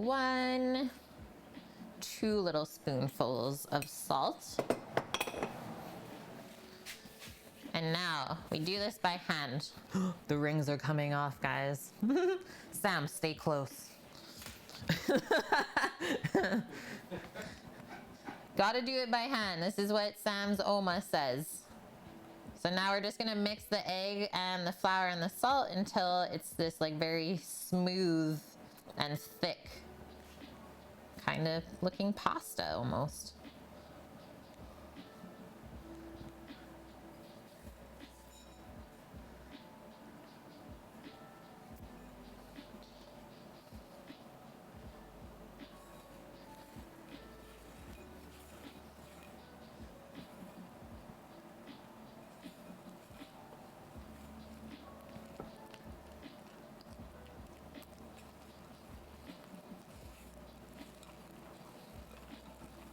And if you have really dark egg yolks, that will transfer to the color of the noodles later on when we cook it. Really good eggs, holy smokes. Okay, so keep mixing this until it's like a really good smooth consistency. We don't want any lumps left. And then you can kind of see how we almost like develop the gluten a bit. And then that's why we let it rest.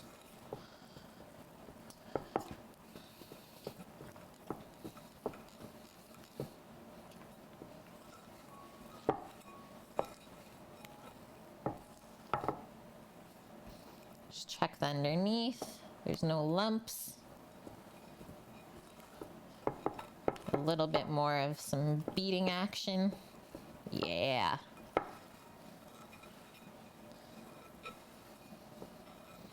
Can feel Sam watching me through the TV. It's way too quiet over there.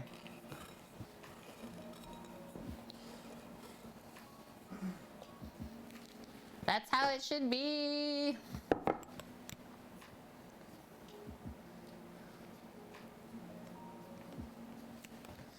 Yeah, like that. Really good. Okay, wash up your hands. We can pop that into the fridge for now. And I'm just gonna cover that with some plastic so it doesn't dry out. We don't want it to form a skin on top. So you can't really mix that back in.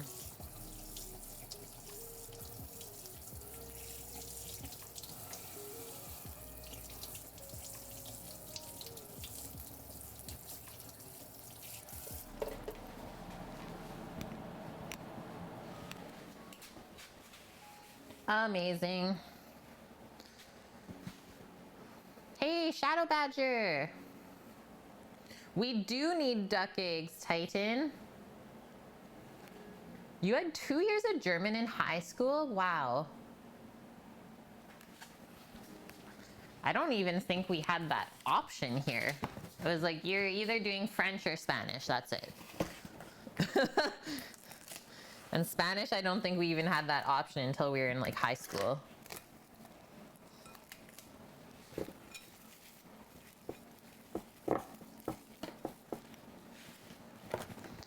The town that doesn't exist. Every time you guys talk about Germany, it just makes me want to go there so bad. Okay, guys. So spaetzle dough is going into the fridge. Let's take a look at how our beef has chilled up in the last hour or so.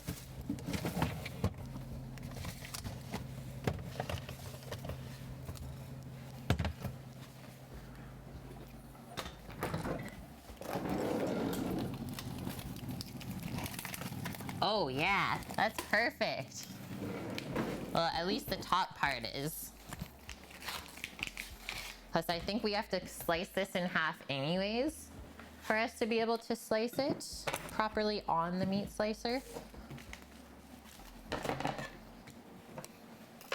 Real quick, guys, I'm just gonna take a quick bathroom break. I'll be back in like 30 to 45 seconds.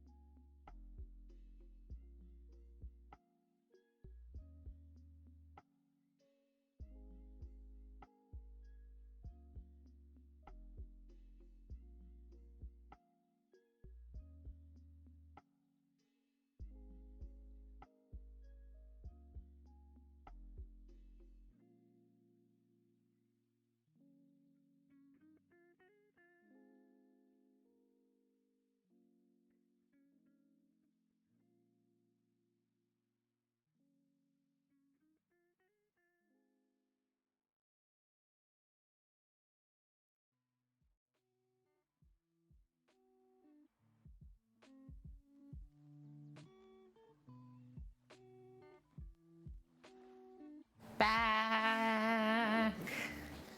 Gotta stay caffeinated. Vian's gonna be like, no, Kate, drink water. Okay, I'll have a sip of water first.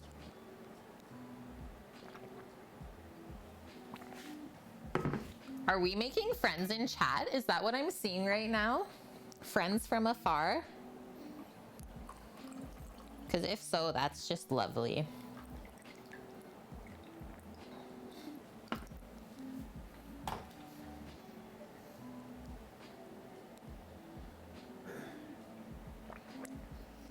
Minus the food and lack of manners. Yeah, really nice place.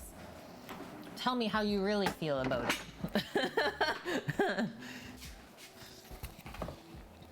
Okay, let's get into our beef eye of round. So 5.5 pounds. This costs $5.29 per pound, so it's just under $30 for this. And this is the same cut of beef that you can make beef jerky from. Yeah, you are, Titan. Winning the lottery, moving to Vancouver Island. I think that's what everyone else wants to do as well.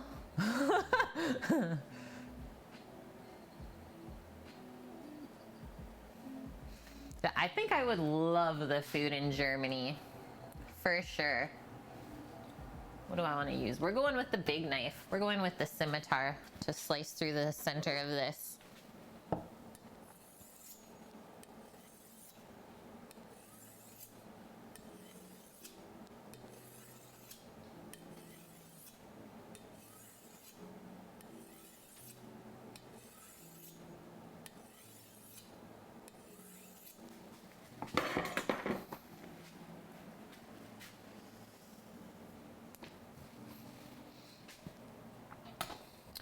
Really tough or like really hard on that side from the freezer, so I'm gonna cut through on this side and we're just gonna go right through the center, I think, to start. See how nice that slice with it like semi-frozen? So perfect. Like that was just like butter. And now all we do, obviously take off the plastic,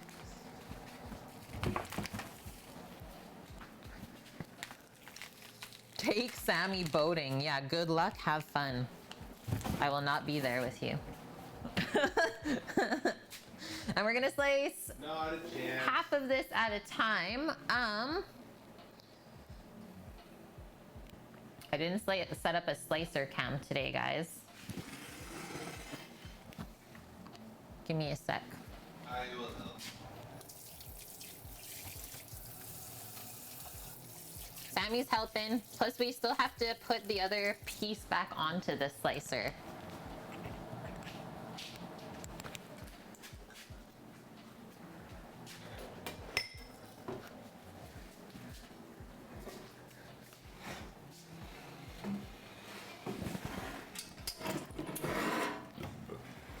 This beast.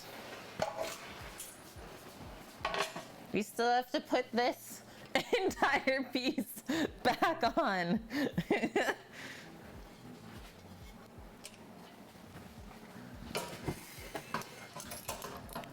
just slides in. Slides in under all those, and then that pops in. Or does that pop on first? Oh. This is quality content right here. Okay, how am I going to... Sammy's already thought about it, what I want to do. Yeah, slicer cam. Well, first we can see if we can just refresh it and it works. We can try that. So that's the first. Okay, we'll first try what we typically do for our outdoor cam, which is our iPhone hooked up through the OBS camera app. That way, we might be able to refresh it and get it to hook up without restarting the stream. You guys know the drillio. Yeah, this is for you, Annie. And if not, then we will do this guy Yeah. right here in front of me, which should be no problem either. Well, that'll be easy. Yeah. We're going into experimental mode, yep. Dragon went to a Tex-Mex, which is just called Mexican restaurant in Reno, Nevada, and the salsa was basically Campbell's tomato soup. Oh no. Oh no, no, no, no. How did they even call it salsa?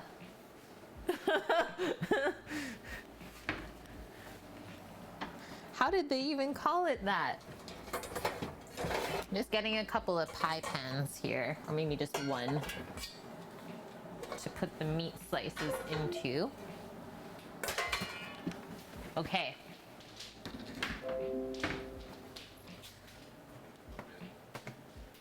Says 1 moment. Yeah, you gotta have some body to it. Exactly. Exactly. Do you need more beer for this? Yeah, always.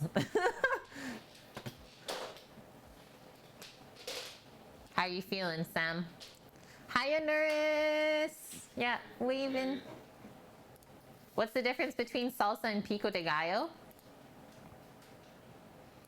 Well, I guess some salsas can be cooked, right? And then pico de gallo is just fresh tomato, onion, cilantro, lime, right? But there are some salsas that you can, right? So typically all of the store salsa has been canned and cooked.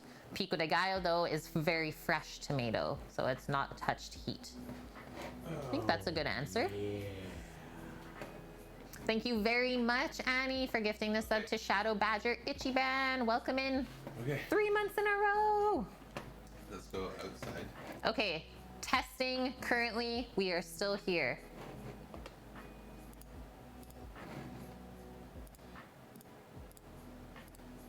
Yeah. That's the Sam butt. It works. We did it. We did it. The Sam butt, exactly, Anuris. Oh, damn. Is that a Hobart mixer? Yes. Yes, it is. Okay, let's get this beef. Hobart mixer. Or is that a Hobart slicer? Got it. Next piece, you know what it is, Sam? Is that a Hobart mixer? Yes, it is. Oh, it's just a mini tabletop one, like the 10 liter. Yeah. Oh yeah, that'd be perfect. It's mixing slices of meat. Correct. Thank you for that catch. Okay, I want to do, I think, this side of the eye of round because there's this really nice layer of fat here that I'm into right now. I think your lens has a bit of stuff on it. I'm thinking it, Sammy.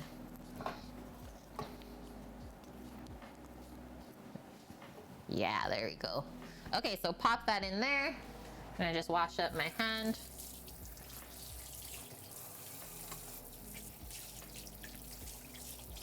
So this is where I would recommend that only if you know how to properly clean a meat slicer do you slice raw meat on it. Very important. Okay, so we're gonna set it. Are you doing? He's doing auto, guys. This thing comes with an auto slice. We just need to know.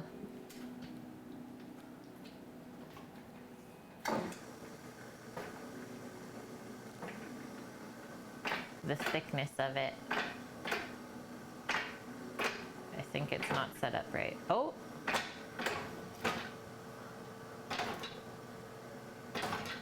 No.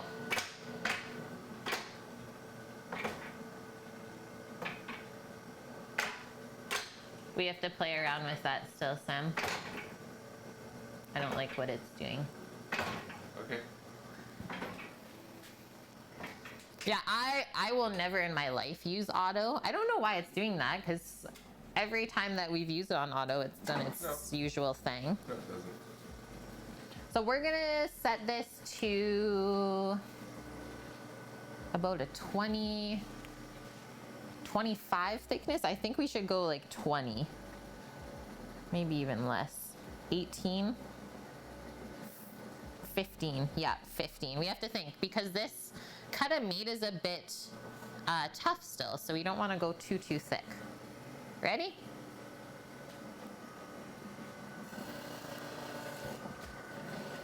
How did that look?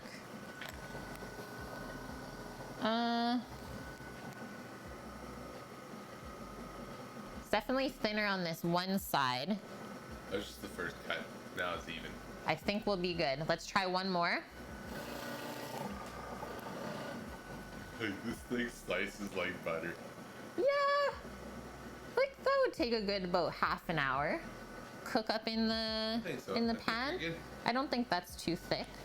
If you're worried though, we can always go like 2 notches less.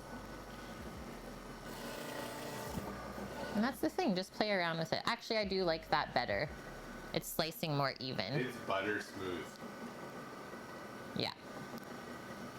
Okay. So now we have set our thickness that we desire, and now we just literally slice. Once again, thank you to everyone who supported us in our endeavor purchasing this beautiful piece of equipment. I can assure you that we'll put it to good use.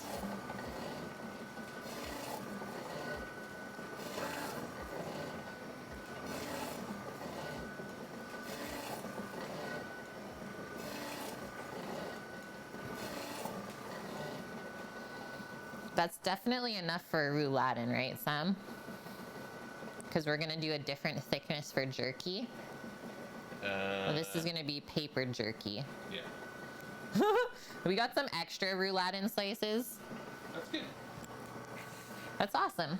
Okay, and now for a jerky thickness.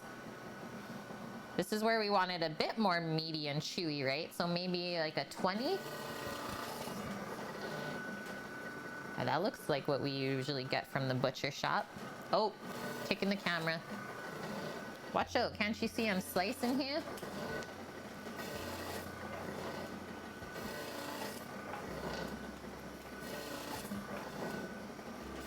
Also note how we're slicing against the grain for the meat.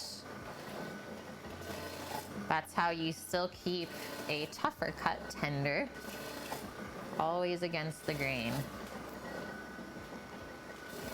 Yeah, you would slice so much gabagool, big time, big boy. Many, many gabagools. That's like the perfect frozen loaf. Nope. Yep. This is how you know a chef has used a slicer. A bit of OCD there. Just a bit. But there's a thing to be said about keeping everything organized, right? Because then this would be put into a container of sort. Where's the beef? Where's the beef? Right there. We got it, boys. And I guess I will do the other half since we're at it. Oh, Christopher collects our Sunday crew. Welcome in, friends. How was your stream today? What kind of coins did we find? We are just playing with a new piece or newer piece of kitchen equipment that our very generous stream helped us purchase. So we're slicing some beef eye of round to make some beef jerky. For you guys. For you guys, yeah, as part of our 2-year subscriber incentive. Now that stuff with the pandemic is starting to settle down, we feel like it is a safer time to be able to send those incentives out. Yeah, can we have a stream of only slicing soon? Thank you. Hi, Lynn, good to see you. Yeah, we could actually, with 3 Montreal smoked meats coming up. Just Yeah, slice and 2 bacons. great find, some Olympics and Navy coins. Amaze. Okay, so I'm gonna press. Do I press it and then, or pull both? Back. What?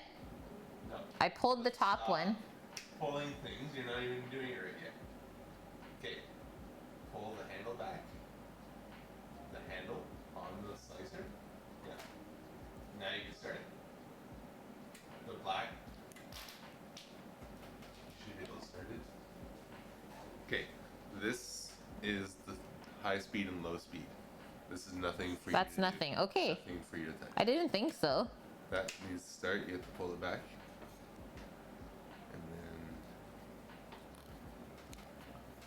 Does it always have to be 0 to start? There are some like crazy safety. no, you Okay. just have to pull it back hard enough. Use more power, Kate. I'd rather have equipment that's better than me, though. Right? Also, just gonna pull through this other piece from before. Yeah, I want to have kitchen equipment that's gonna outlast me. I'm just gonna keep this a little bit taut using the top handle so it doesn't slide around too much. Beef jerky coming up. I'm feeling, actually turn this a bit down. I'm feeling like some salt and pepper. Maybe a soy ginger. I don't know, we'll experiment. Last time we did teriyaki and it was really lovely as well.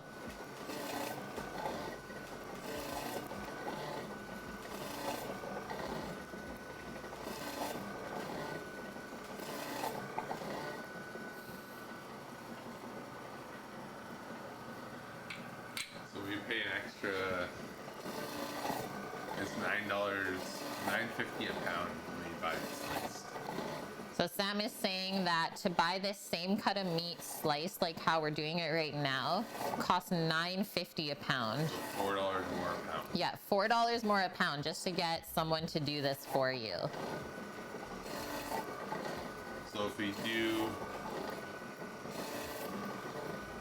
200 pounds of jerky in our lifetime with this slicer, it's paid for itself.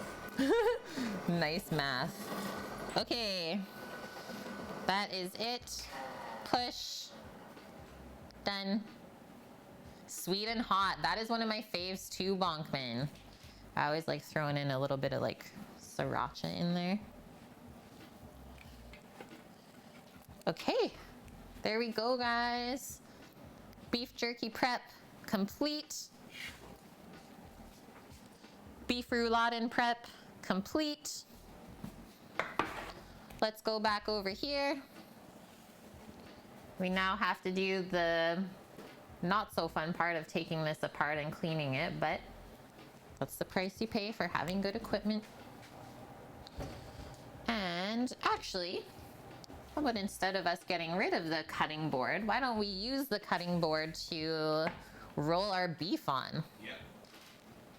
That sounds like a good idea. Last time Mom did 30 inside the pressure cooker. That's actually did it. 30 rouladens in the pressure cooker? Yeah. That's cool. That's what Sam's mom does. Showing us up, that's for sure. And then we also need something to put our rolled rouladens onto. So I'll get a plate for those. So I'm just gonna wash up my hands.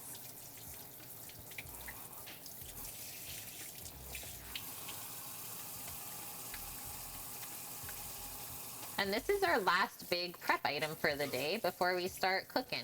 We're good, yeah. We're good, yeah, Sam. Thank you. Well, now we know we can just do this on the Yeah. Doesn't have to be set up all day.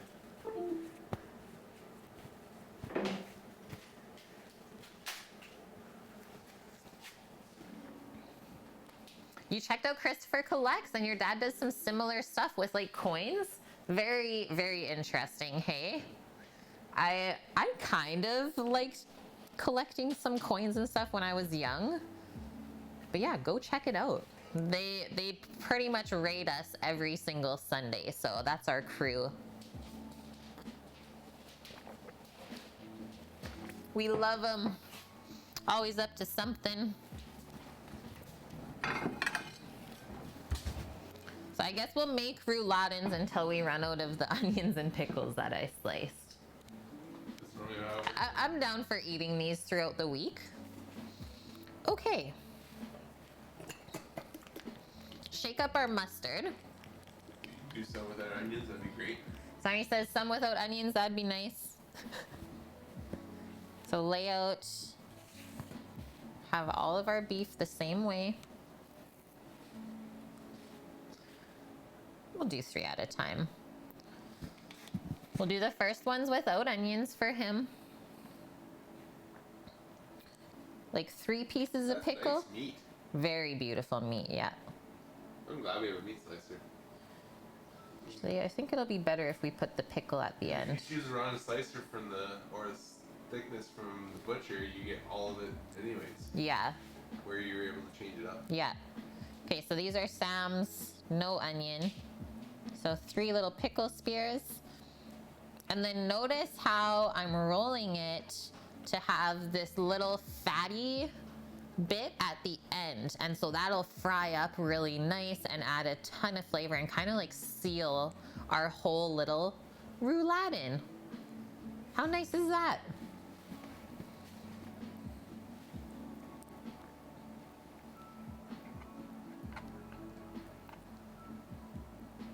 I really think we nailed it on the thickness for the beef. It feels perfect. Yeah, as a rule, I love rouladen. It's a rule. Why don't we do like 10 of those for Sam?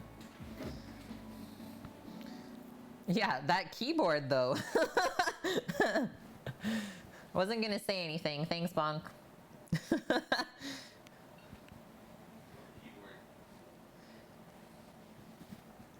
Annie's having some troubles, Sam.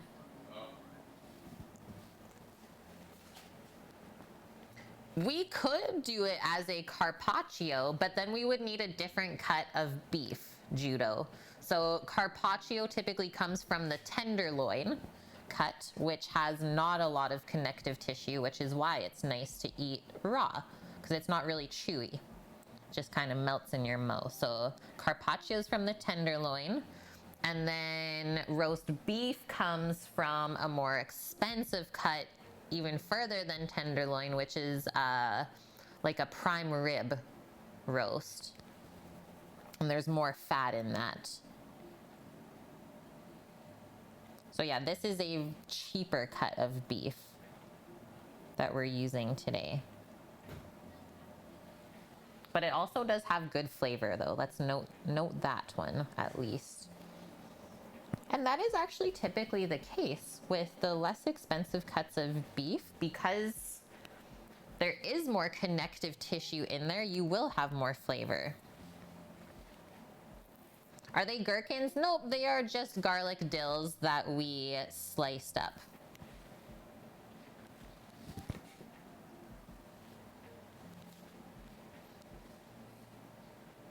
Ow, your head, Daff. I didn't like that pickle. What's going on?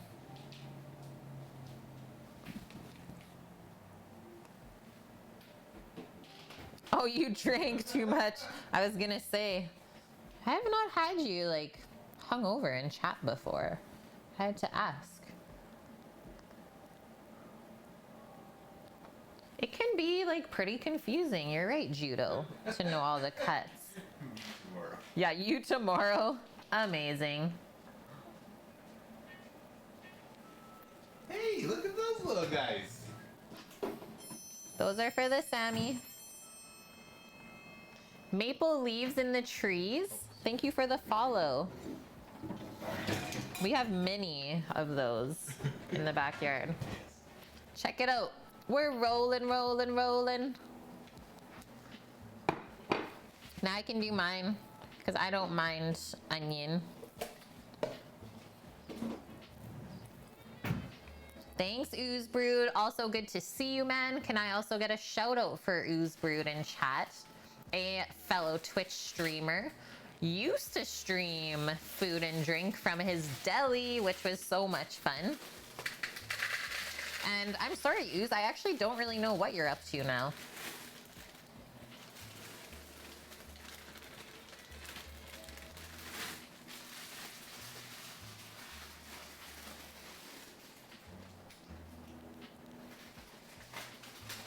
You're not too hungover, Daff, but the head's a little pounding. You just need some water then, my man. Shouldn't take you too long to feel back to normal-ish. Okay, there's that. There's no 2 cups. You've been metal detecting. Yo, that's awesome. Have you had any good finds? Yeah, Sammy's not an onion fan, so I did a bunch up with no onion for him, but now it looks like I have to slice myself more pickles. Gotta get more pickles, Sammy. I emptied the jar. I think they're just on the other side or they're here.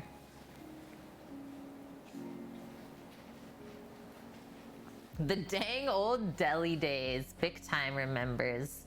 Wait, this is German food? Yes. Yeah, my husband is German, or he was born there, and then he moved to Canada when he was a wee tot. Almost didn't pass through school because he couldn't speak English enough. But yeah, a little homage to my husband. Crazy to say that, so I'm just gonna keep saying it. Do I ever watch Keep It Canada with Maddie Matheson? Absolutely love that legend of a man out in Ontario. I have watched pretty sure every single one of Maddie's episodes that he's ever done, so that's awesome. Phase-in.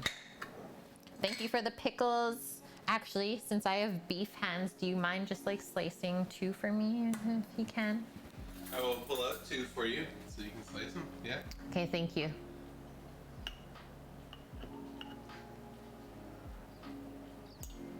Your wife and you call each other husband and wife. It freaks people out. Yeah. I know, Zobo. Yeah, it's fun to say.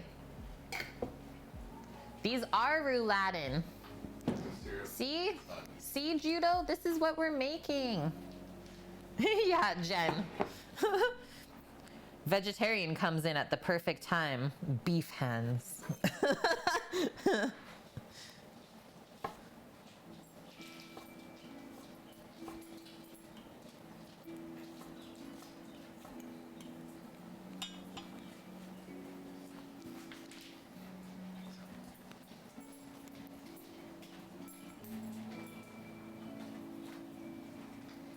Hi, doggo. How are you doing? It's nice to see you today.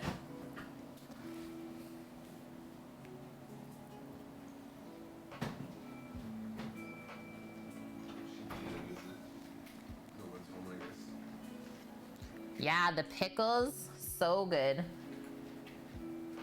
Could you do this vegetarian? Maybe with like really thinly sliced veggies. You can do like little veggie roll-ups. Cabbage rolls. Yeah, cabbage rolls, exactly. Cabbage rolls are literally the vegetarian equivalent of this. I love it.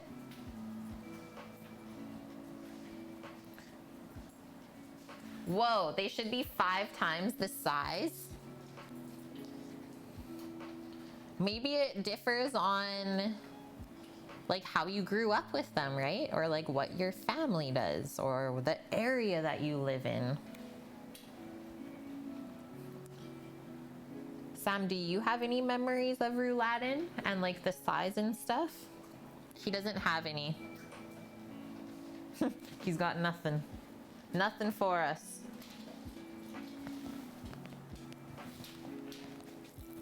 Okay, last 2 pieces.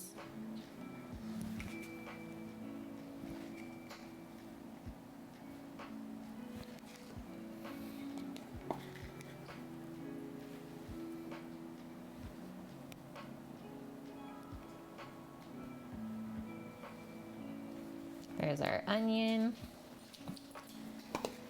We just needed a bit more pickle. That is extremely delicious. What's that? Cereal. Sam just wants everyone to know that cereal is extremely delicious. What do you have? Apple Cheerios? Yeah. Nothing like Apple Jacks. You can put kraut inside too. Kraut inside? Well, we're doing the red cabbage dollop in the middle of the dish. Yeah. We're doing it as a garnish instead, my friends. Yeah, cereal with milk. That's my favorite soup. That's fantastic. Vune. Well, this is just a really nice looking plate, I have to say, guys. My OCD really comes out to play sometimes. I think you should take a photo of that before you fry it.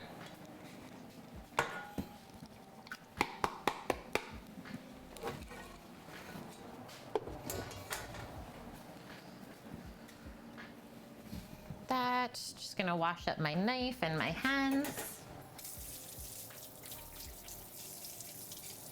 Yeah, really nice fresh beef, fresh ingredients.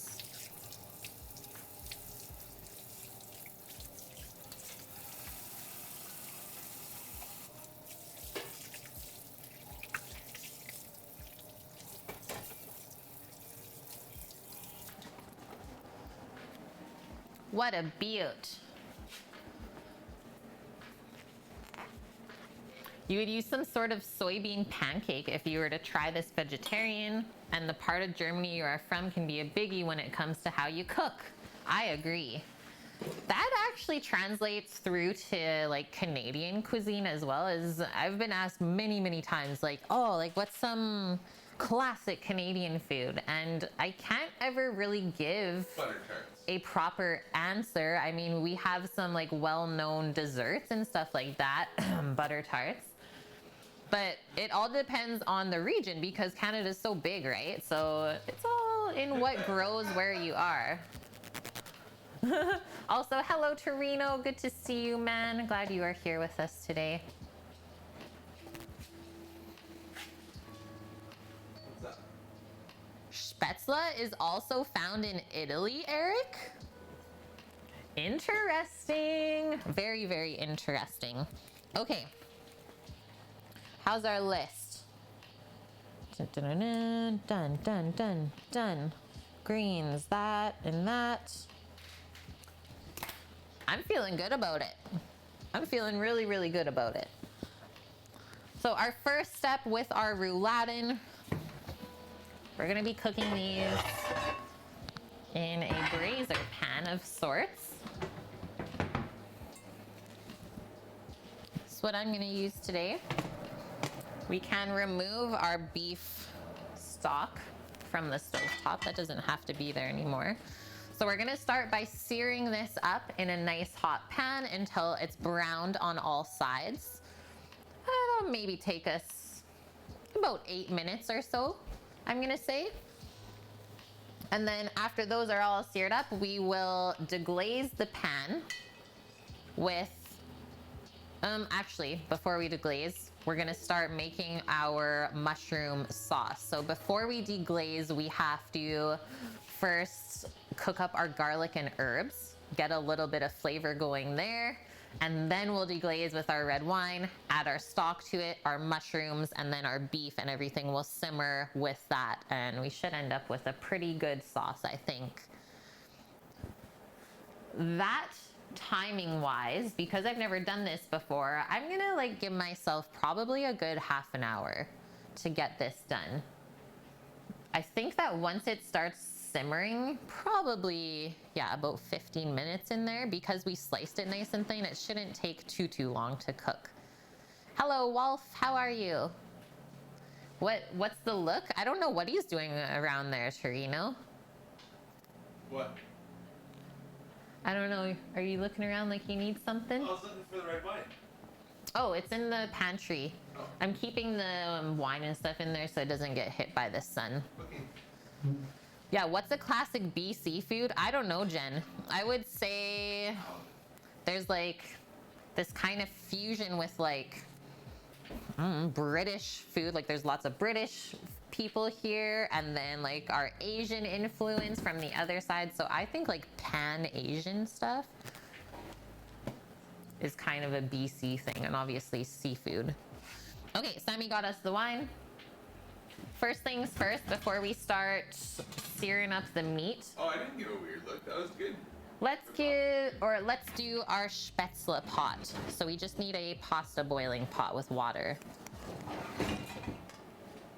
Since we're doing everything on the stovetop today, we want to be very organized before we start, because it's gonna go quick, quick, quick. And actually, I'm gonna do a little transfer here. Just put our greens into this smaller pot. And I'll use the larger one for the spaetzle. Oh, we're almost at The spaetzle. So fill up our spaetzle boiling pot halfway with hot water. And then we'll need a lid for that.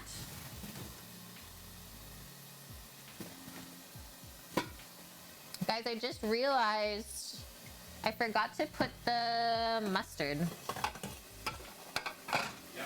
in. I think I can rub it on the outside maybe for searing up though.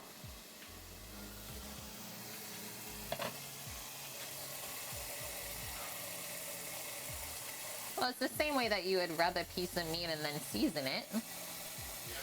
So I still got to put the salt.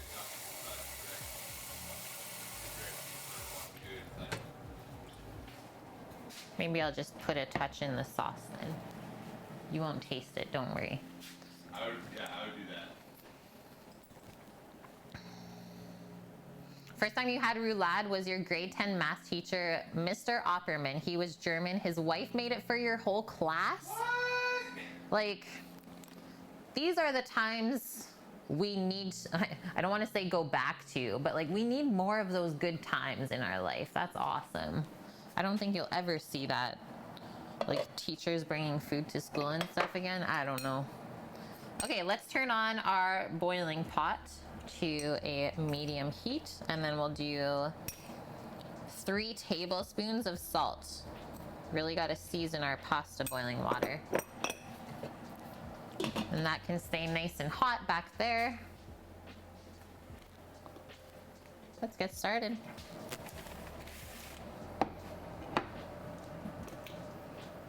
Turn on this guy, and because eye of round doesn't have a ton of marbling in it, it just has that little bit of the fat on the one side, I think we should do a bit of oil in here. So I'm gonna do some grapeseed oil to help fry up the meat. It'll just help it brown nicely. So just enough to coat the bottom, and then when that's like almost smoking, should be good to go. And let's actually just come back over here real quick and season that up. Do not forget the salt and the pepper when you're cooking meat. Do not. Yeah, we're definitely hearing stovetop today. Ooh, that is a good point. Yeah, usually you put the mustard inside the roulade to, number one, help keep the meat moist. And then number two, the enzymes can maybe tenderize it as well. Great point. So next time, don't forget the mustard. But I'm hoping that with just the little bit that we do in the sauce. I think if you put the It'll be mustard in good. when you glaze the pan with the red wine, like mix those two Yeah. together, I think that will give you the same results. I'm not gonna go crazy on the salt with these, just a little bit to start them searing up, because we are adding our little like moggy mix into the sauce as well. This is from Sam's mom. She sent them to us straight from Germany. And I know that sometimes those powdered seasonings can be a bit salty, so play it on the safe side.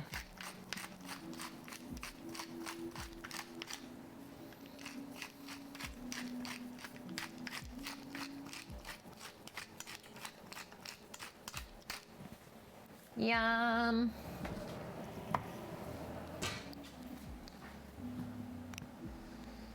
He has some family still in Germany, yeah. You'd have to talk to him about it, Jen. About who he like really still keeps in contact with. I'm just gonna take a photo of these rolls before they go in the pan because they look really good. The rules.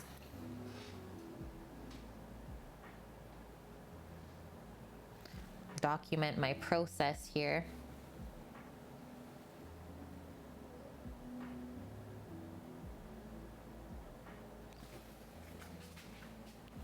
Nom.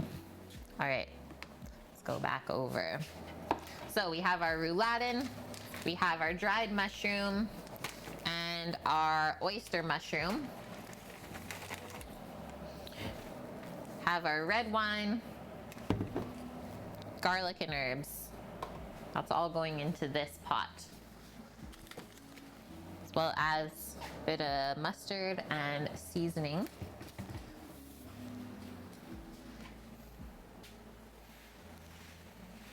Yeah, the plate almost looks edible now.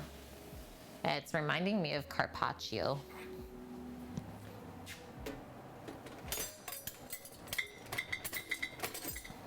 Okay, so for our spaetzle, now is a good time to kind of start to get yourself ready for cooking the other things. So I like to use, this is called a spider, and that's for taking the spaetzle out of the boiling water when it's done.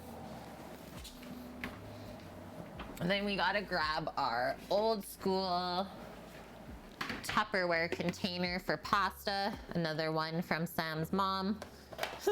If you guys know, you know. So it's like a little perforated thing to hold the hot noodles, and then we just put butter on it and it keeps it nice and warm. So that's our little spaetzle station there. And then we will need some butter for that. We'll do some butter slices. I think this is almost ready. You can kind of smell it. Yeah. Okay, grab some tongs. We'll drop that beef in first.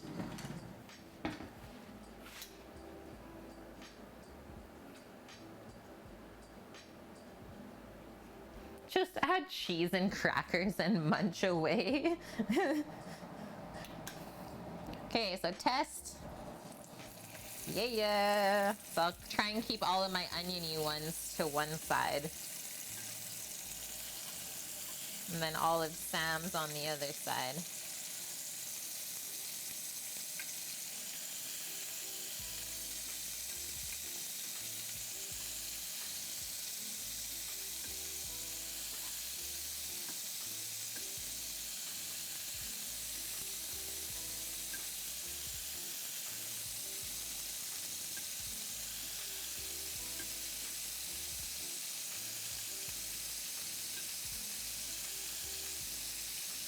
Now we're cooking.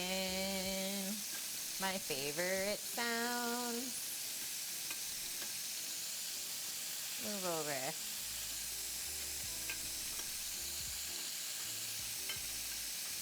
Wow, it's like we made the perfect amount.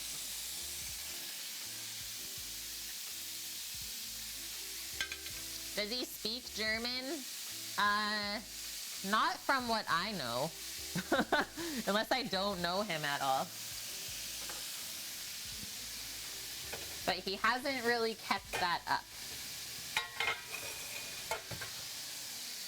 Okay, so we're cooking these until they're nice and browned on all sides. I'm gonna keep this pan cranked.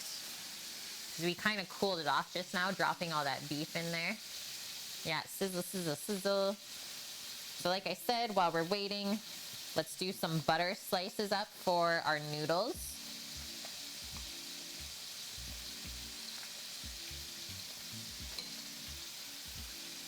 Yeah, Sam can understand the language better than he can like reply to someone.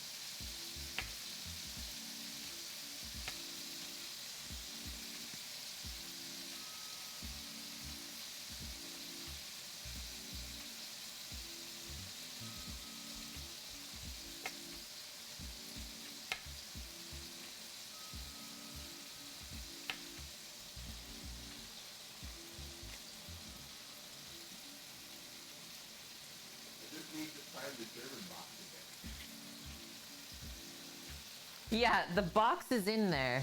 It just got lost for a few years. Okay, let's check this out. Slowly starting to brown up.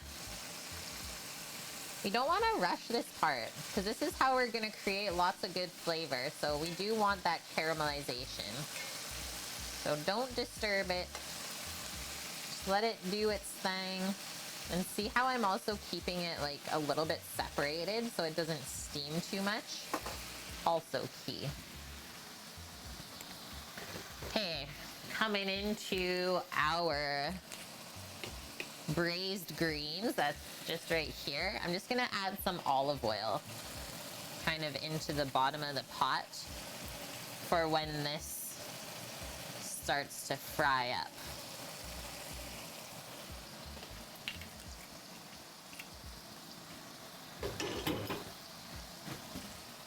And then also along with the oil, just a good pinch of salt.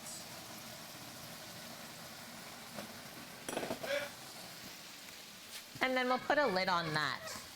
And then those should only take 5 to 7 minutes to quickly cook on the stovetop, just until they're cooked down. That is it. Oh my God, the empty box. Yeah. Whatever you do, do not, I don't know, don't ask your person what they're doing if they're a male. What if they're just like staring into space? Like, what are you doing right now? Or what are you thinking about? Nothing. I'm not thinking about anything right now. What do you mean? How can you not be thinking about anything? Like, these are the questions that start rolling, right? It's like, is that even possible? Just consider yourselves lucky. That's all I'm gonna say. This is really going for it here. We're just gonna keep them frying up. Okay, we're slowly starting to get some browning action.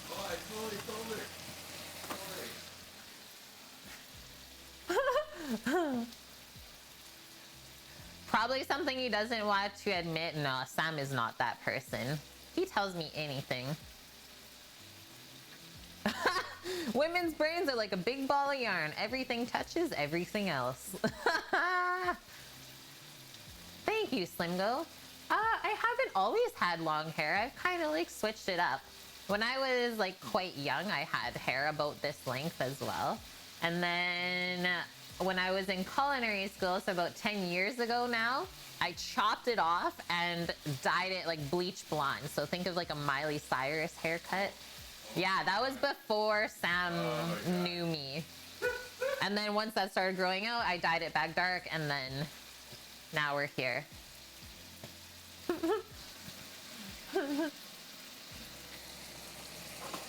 Okay, I think we can start to turn some of these over.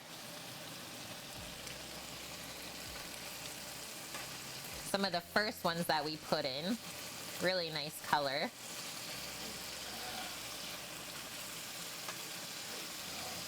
Thank you. See how they're not falling apart either? They're staying rolled up. That's why you fry it seam side down.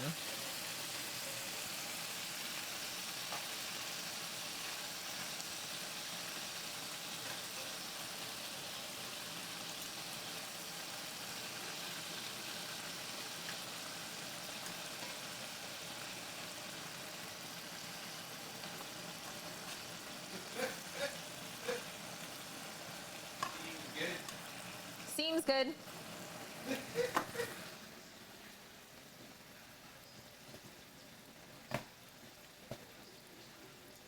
Whoa, your hair is past your butt. You want to cut it, but you're scared. How did I do when I cut it all off? I did okay. It was actually harder for me to have short hair because my hair is like really curly. So it took me longer to do my short hair than to have it this length. Kind of funny. Okay, so those have all been flipped. I am now going to add into this mix our garlic and thyme, rosemary, sage.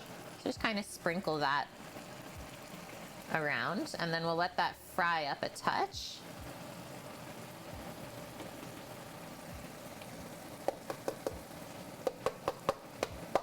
I think this is gonna add some really nice flavor to cook with everything.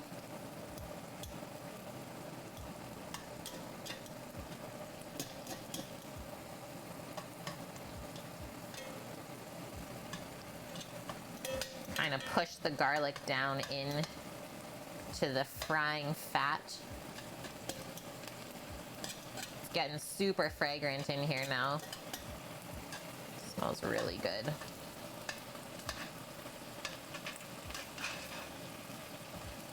Yeah. Fry it up, baby. Making sure nothing's sticking as well.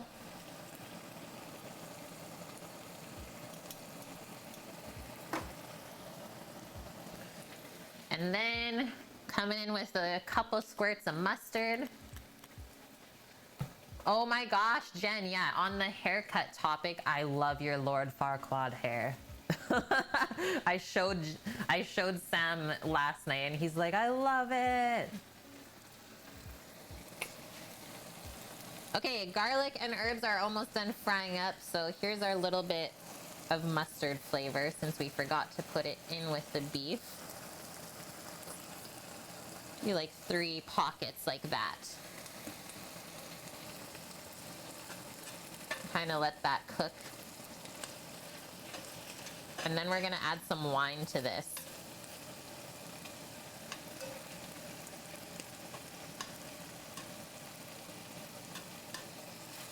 This is looking great.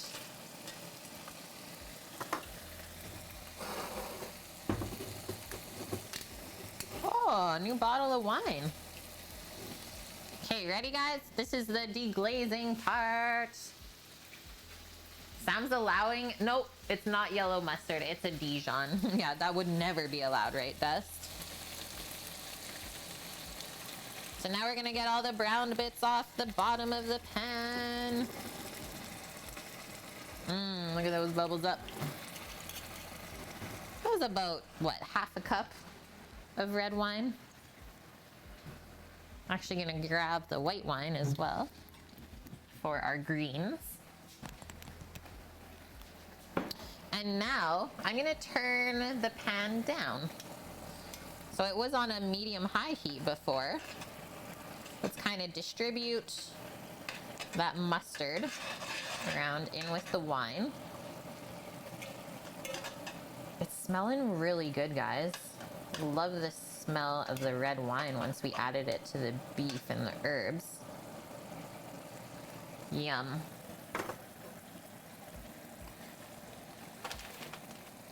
Okay, I'm gonna add this little handful of lobster mushrooms. Seriously smells like lobster.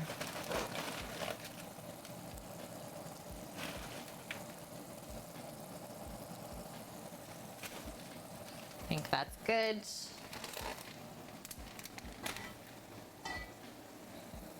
Just a bit of our beef broth right now, just to simmer that down, if you will. And then let's open up our shroomies. Thanks, Slim Go. Deglazing in cast iron not recommended? I wouldn't say so. I mean, as long as you take good care of your pan, there should be no reason why you can't. I can see why someone would say that, because it could potentially like take away from your seasoning on the pan, but I mean, your pan should be seasoned well enough that it doesn't take it off that easily. Okay, just gonna push those down and then get our oyster mushrooms into here. And as you can see, our spaetzle boiling pot has come up. So we can just let that stay hot.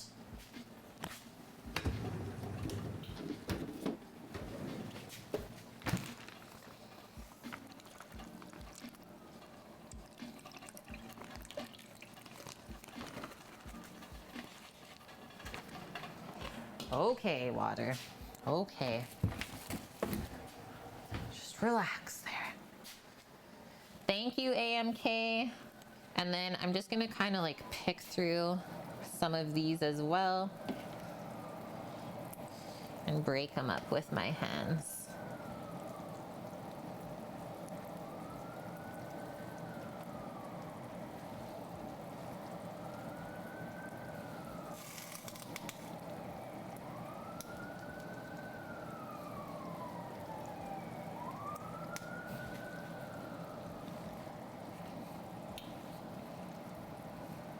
And then we still just have to mix a bit of the rouladen Maggi mixture with some more of the beef stock, and then maybe add that in, and then maybe a bit of slurry with it too, because that's the thing, is we want our sauce to be a nice consistency where it like nicely coats the beef and the noodles and everything.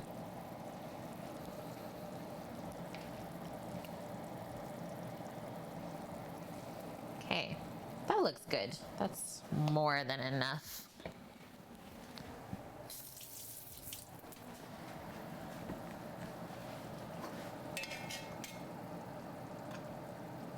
I'm gonna turn that pan down so we should like barely see bubbles. What we're looking for. And if we find later on that the sauce is too thin, we could always remove our little rouladens for a few minutes and then turn up the heat for the sauce and reduce it quicker. So we do have some options. Just depends on how it ends up cooking. Yeah, yellow mustard on a hot dog. That's pretty much it for me too, Dust Pirate. It's pretty much my limit as well. Oh yeah, and my sub, that's true. Sam hates when I do that.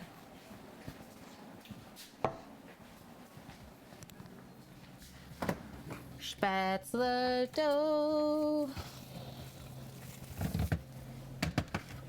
And now come out It's nicely rested.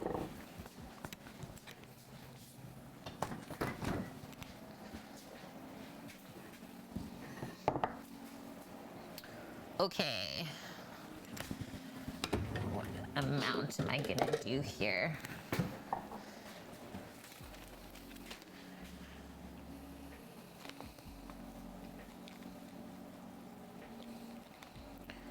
One of these packets into a 375 mils of water.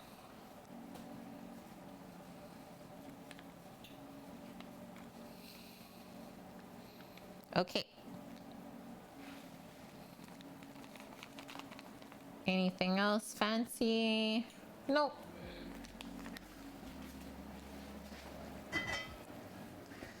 So I'm actually only gonna do half a cup of the beef broth. If you guys wanna see what I'm doing, here you go. So just a bit of this. Thank you very much, Michael Kudel, for that follow. To mix in our German rouladen sauce mixture, and then just a bit of cornstarch I want to do to make a slurry to thicken up the sauce a bit too. Hey Taz, good to see you, man. Things are good here. How are you doing? Guys, can I get a shout out for Minnesota Taz, a fellow food and drink streamer?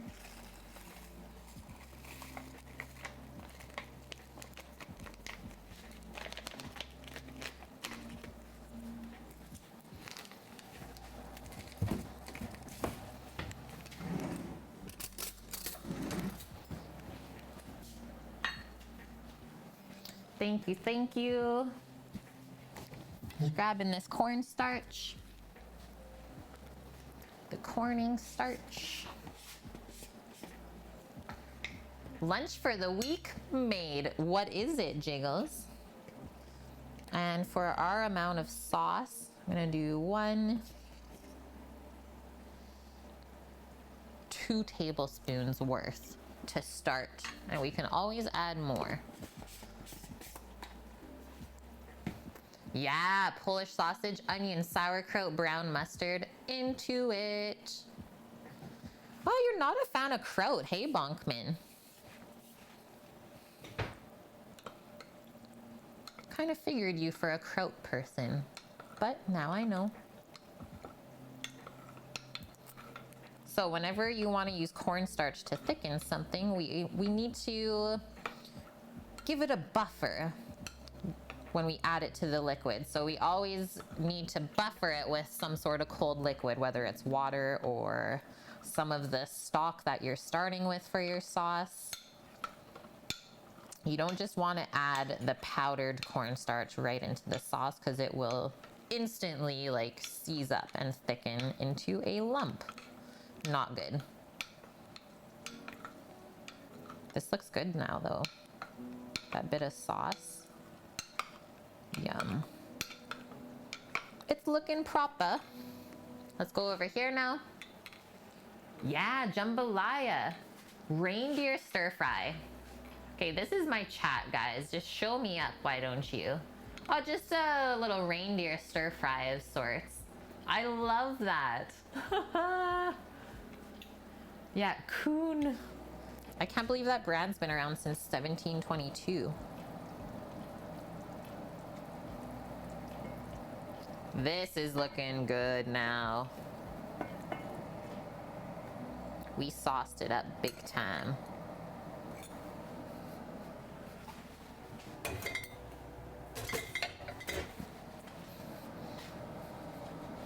Give it a little wiggle. Maybe even a roll. Wiggle and roll.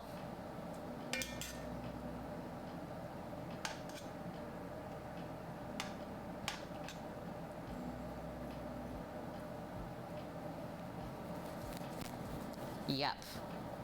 I'm liking it.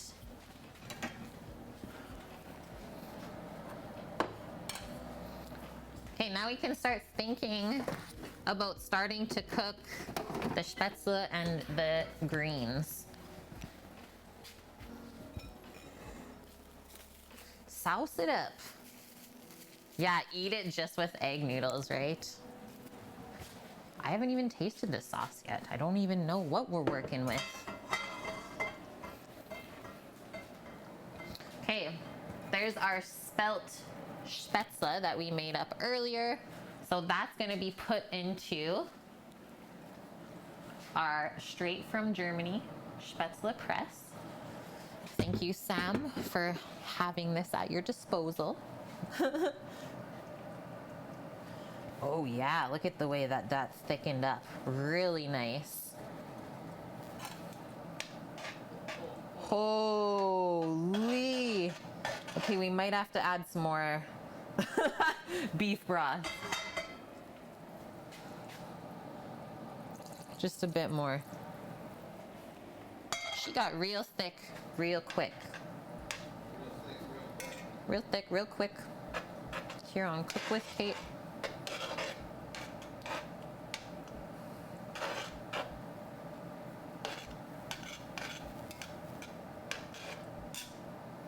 Yeah.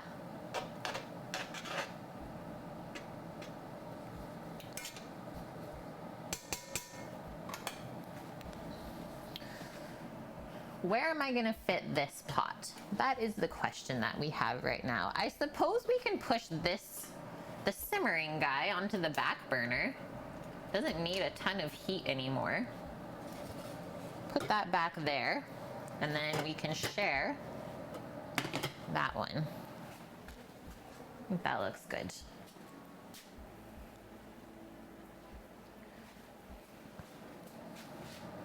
The sauce is looking real good, guys.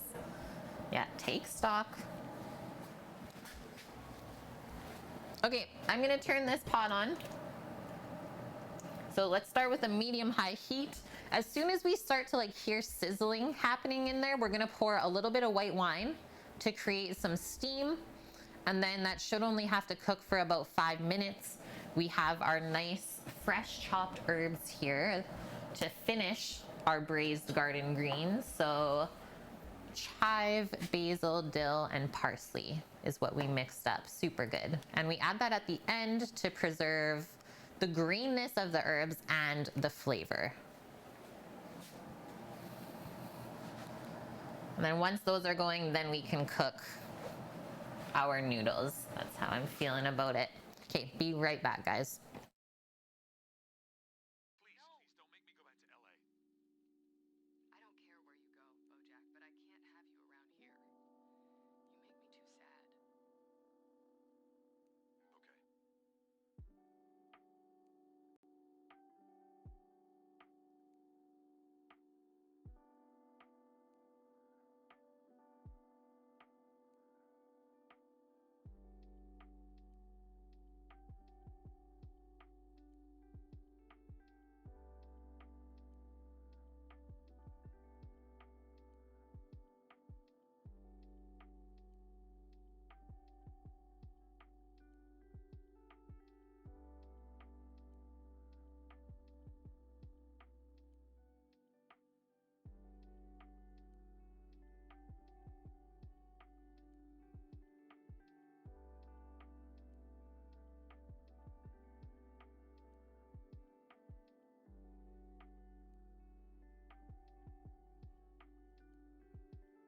I'm back, and this is sizzling a bit. This is also come back up. Just gonna turn that down. See those sizzles, or do you hear those sizzles? So I'm just gonna give this a little stir.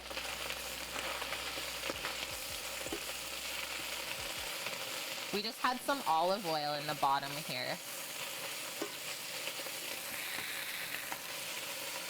This is a medium heat. Grab our white wine for some steam.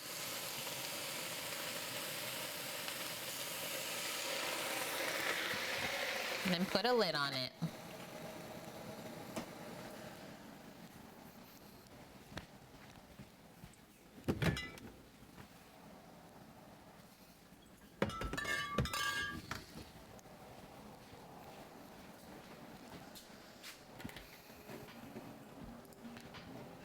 Did I turn on an audiobook? What?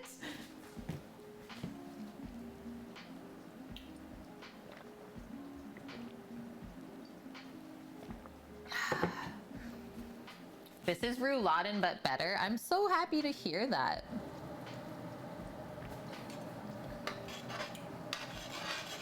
I'm really liking how it's turning out. Like that consistency of the sauce, and I'm sure the flavor of the mushrooms. I have to say, like, I love how the little beef rolls are just staying together now that we seared them up. It's gonna be fun to eat. Okay, open this up. See how it's nice, deep, dark green now? You can actually let it cook without the lid on. There's a bit of liquid down there. And I'm just gonna give it a taste. Seasoning is actually perfect right now. Maybe just a bit of pepper.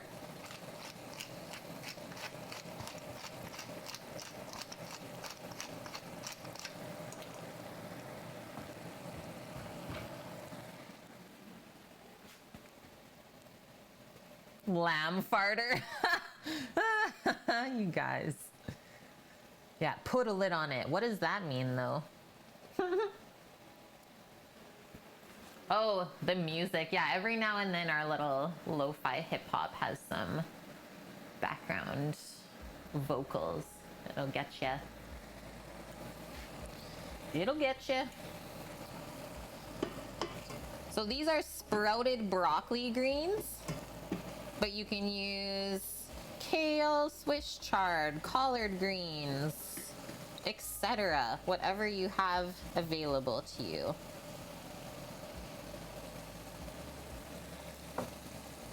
Sammy, you almost ready for spaetzle?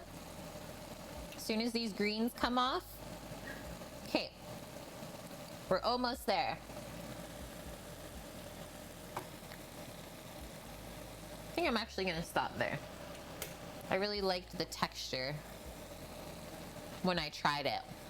It's like cooked down, but there's still like a bit of crunch, right? And I have to say, these are tasting sweeter than they did last year. So that's good. Okay, that is done. This guy's just on a really low simmer now, basically just to keep it warm.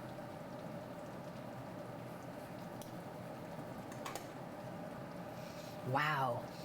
I think I just need a taste of that sauce actually. I got a whiff just now. Mmm. Whoa. Sam's gonna be really proud of me. Can you please taste it? And then it's time. Oh. Please, Sam, taste this sauce. It's really good. Bonkman, you would be proud. And so would Vune.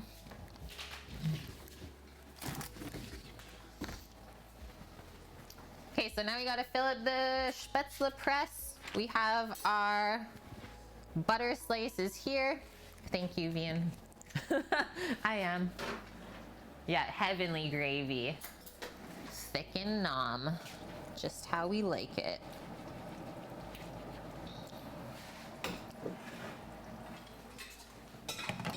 But that is the thing, is we do need it to coat the noodles.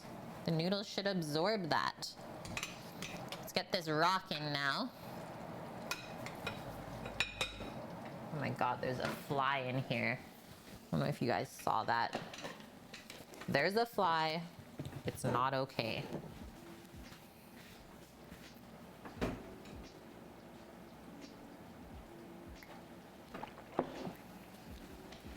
Yeah, there was music the whole time. The goulash, yes. Yeah, we should make some Hungarian goulash together. Yeah, judo. Just dive right in. Please, feel free. Okay, I need my paring knife.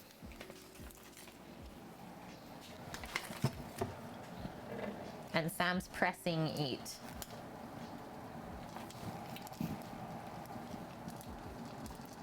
Really nice. So,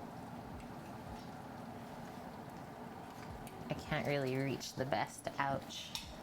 That was hot. It's okay, guys. Okay, so as you can see, basically as soon as the dough drops into the water, it kind of like puffs up and floats. And then we're pretty much good to go. give it. These are pretty thick ones, so I'm gonna give it like 30 more seconds. And then we put it in our little Tupperware that I have here with a couple nubs of butter, and then it doesn't stick together.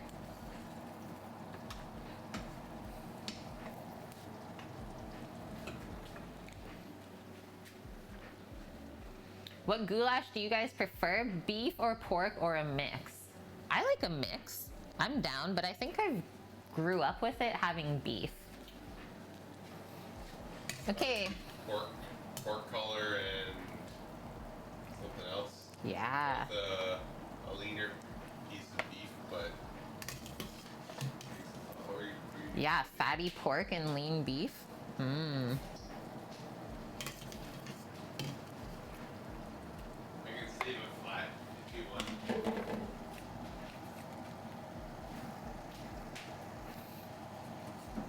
One of the briskets.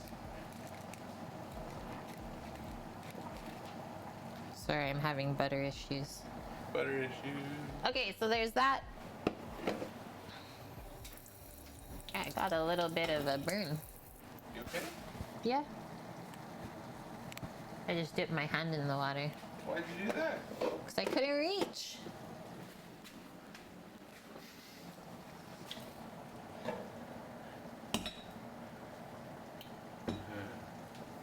Things that we do for Spaetzle. Oh, she's raging. Just wait. Okay, cut. Thank you for that opportunity.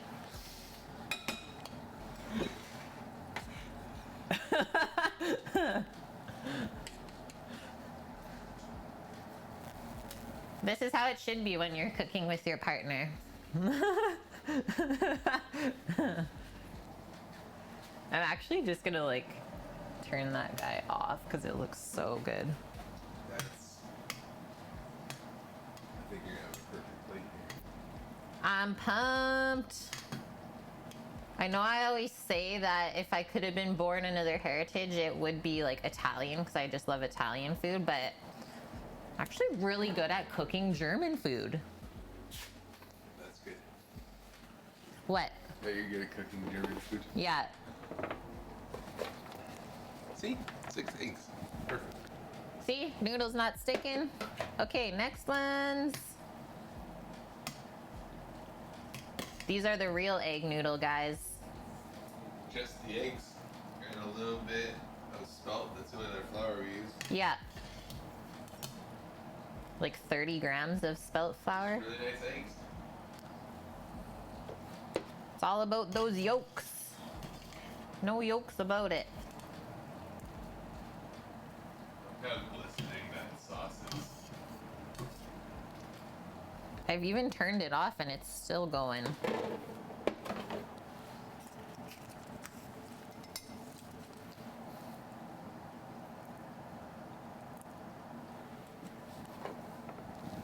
Next nubs.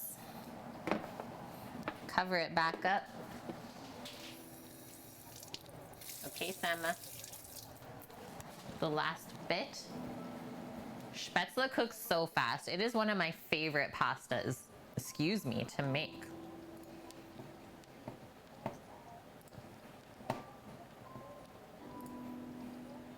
Yeah, the perfect bubble, the forming a skin, just sealing in everything.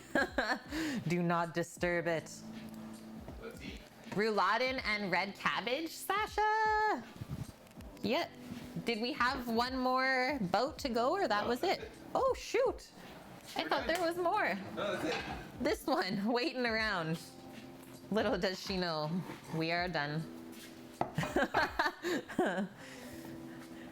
Sammy's got his plate. He's like, let's eat.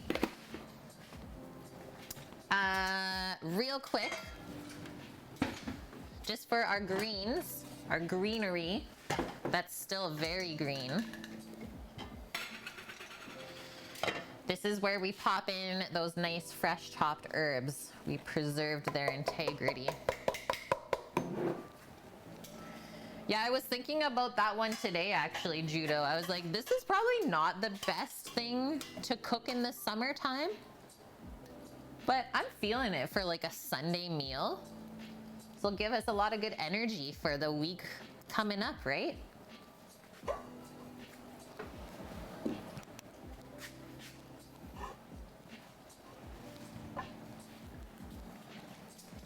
I'm gonna plate it a little bit different than Sam. Which side is the onion? It should be around this half.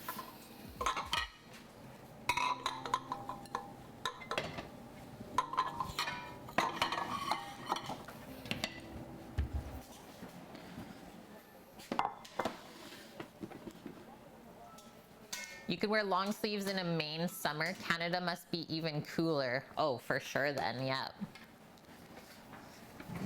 For sure you would need long sleeve here.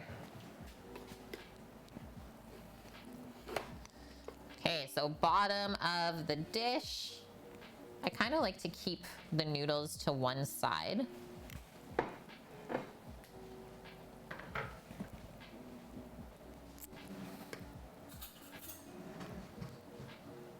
Nice little bit of spaetzle. And then we'll fill up that other side with the greens.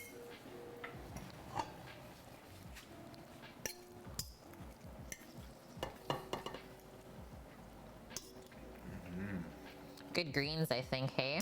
They're really tasty this time. I'm happy I grew them again. I wasn't actually going to.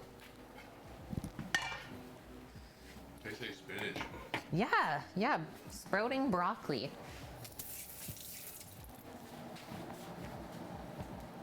And yeah, I gotta show you guys how this sauce looks under this camera over here.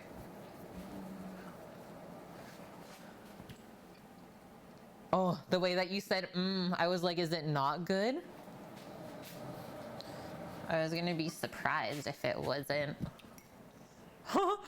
So dark and beefy. Yeah, feed chat. Come on. Come on, Kate.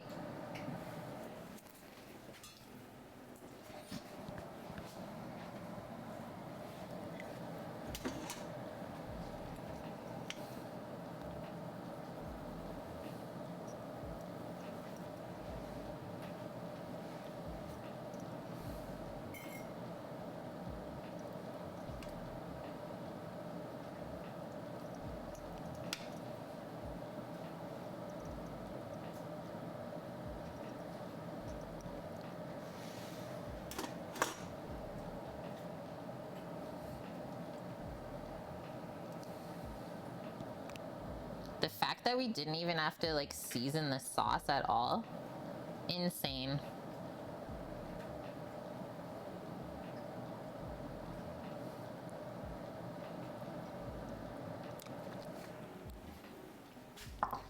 There's that.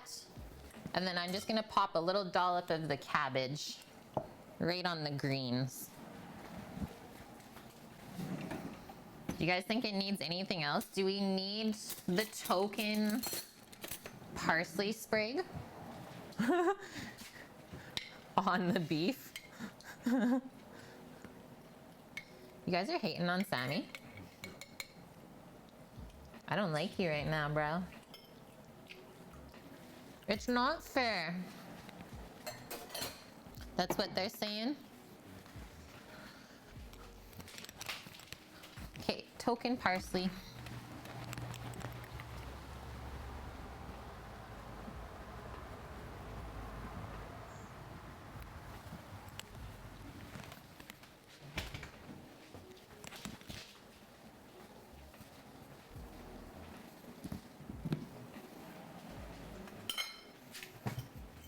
Banned. Boop. There it is. We did it. We did it. Sunday meal complete. Okay, excuse me for one moment, please, sir.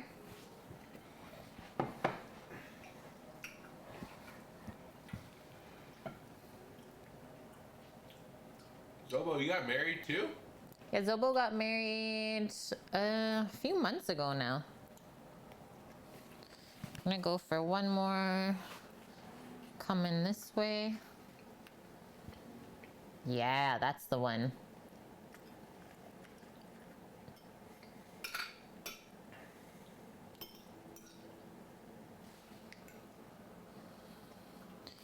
Into it.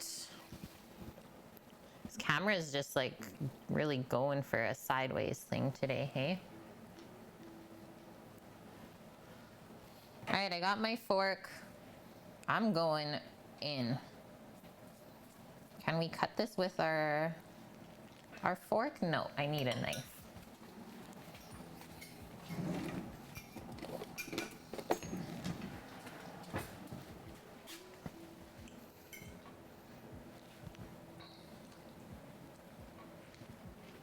Yeah, links are allowed. It can't be worse than Sam's links that sometimes he posts. Right, Sammy? Huh? Huh? Okay, this is where we're starting. The part that took up the most time are beef rolls with pickle and onion. Mmm.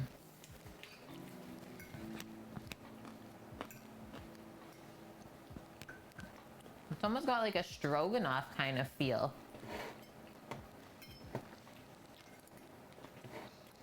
We have the cute as fuck version of rouladen compared to theirs. Look how big theirs usually is. Like massive. Ah. Eh?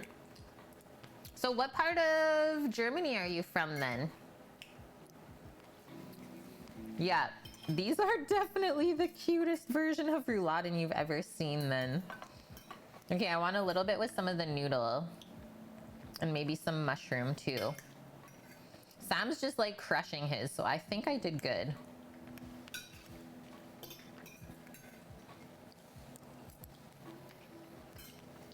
Mmm.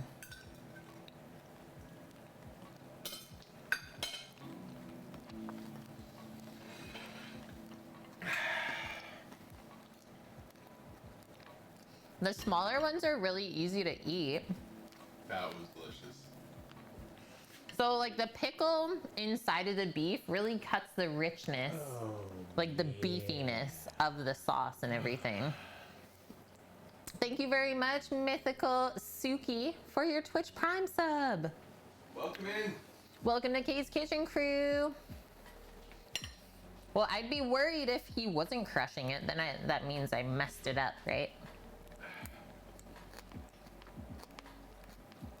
Mmm. Yeah, the greens with the cabbage is really good too. That's our palate cleanser, our health.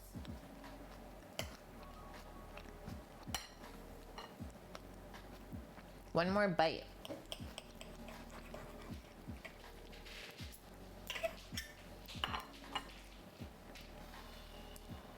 Are you even gonna be able to go for a bike ride? I don't know. What did you do? I don't know. You have to remember these things. Yeah. He forgot he had to go for a bike ride and now he man. died.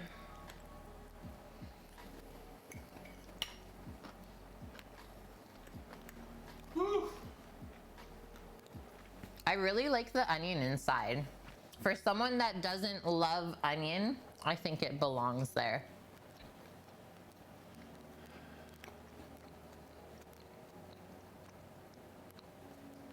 Yum. I'm not gonna crush all of this because I do want to go for a bike ride.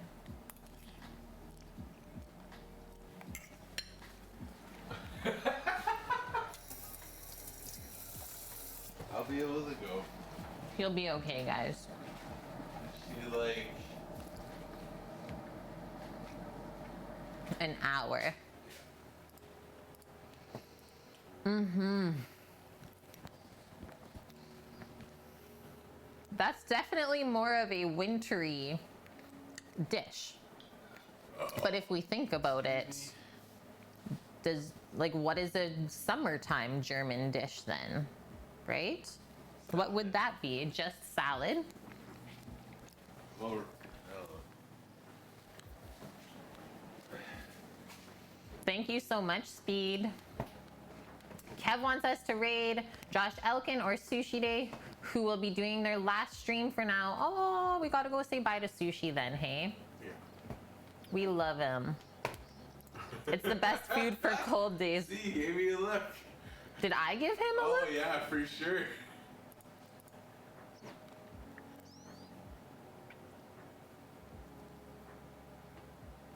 What? Just wait for it. See? Where are they going? I felt it. I actually don't know. I felt it. I think they're just kind of stepping back from streaming on Twitch and focusing more on their YouTube endeavors and like game creating. Yeah, this one was for you, Titan. Ugh. I think I did this rouladen justice. I really feel good about the dish. And it's gonna be great leftover too. I think it might even be better the second day. Hee hee. Another German dish that I know how to make. And well, hopefully one day in my life I can taste it in the proper country. Yeah, I wish you could taste some, Titan. Okay, so Kev wants us to go raid Sushi Day, which I think is a wonderful suggestion.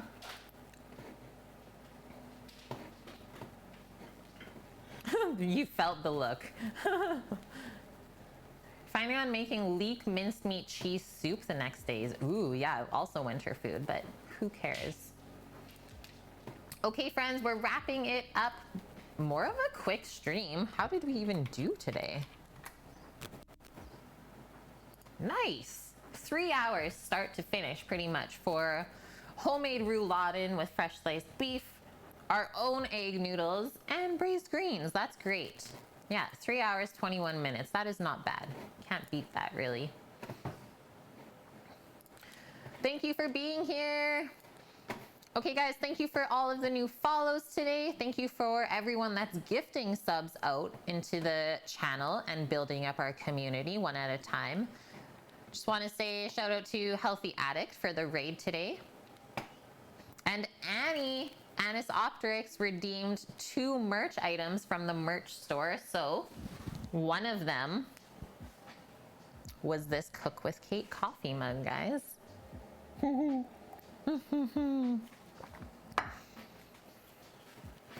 Thanks for everything today, friends. Okay, I'm gonna get this button going here and then we'll say our goodbyes.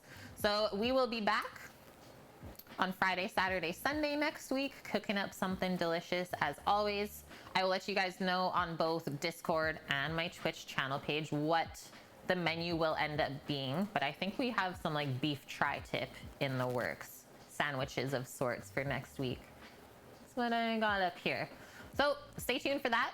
Hope you guys stay safe, stay healthy wherever you are, and if you need anything throughout the week, pop into Discord, let us know. Okay, I'm hitting it.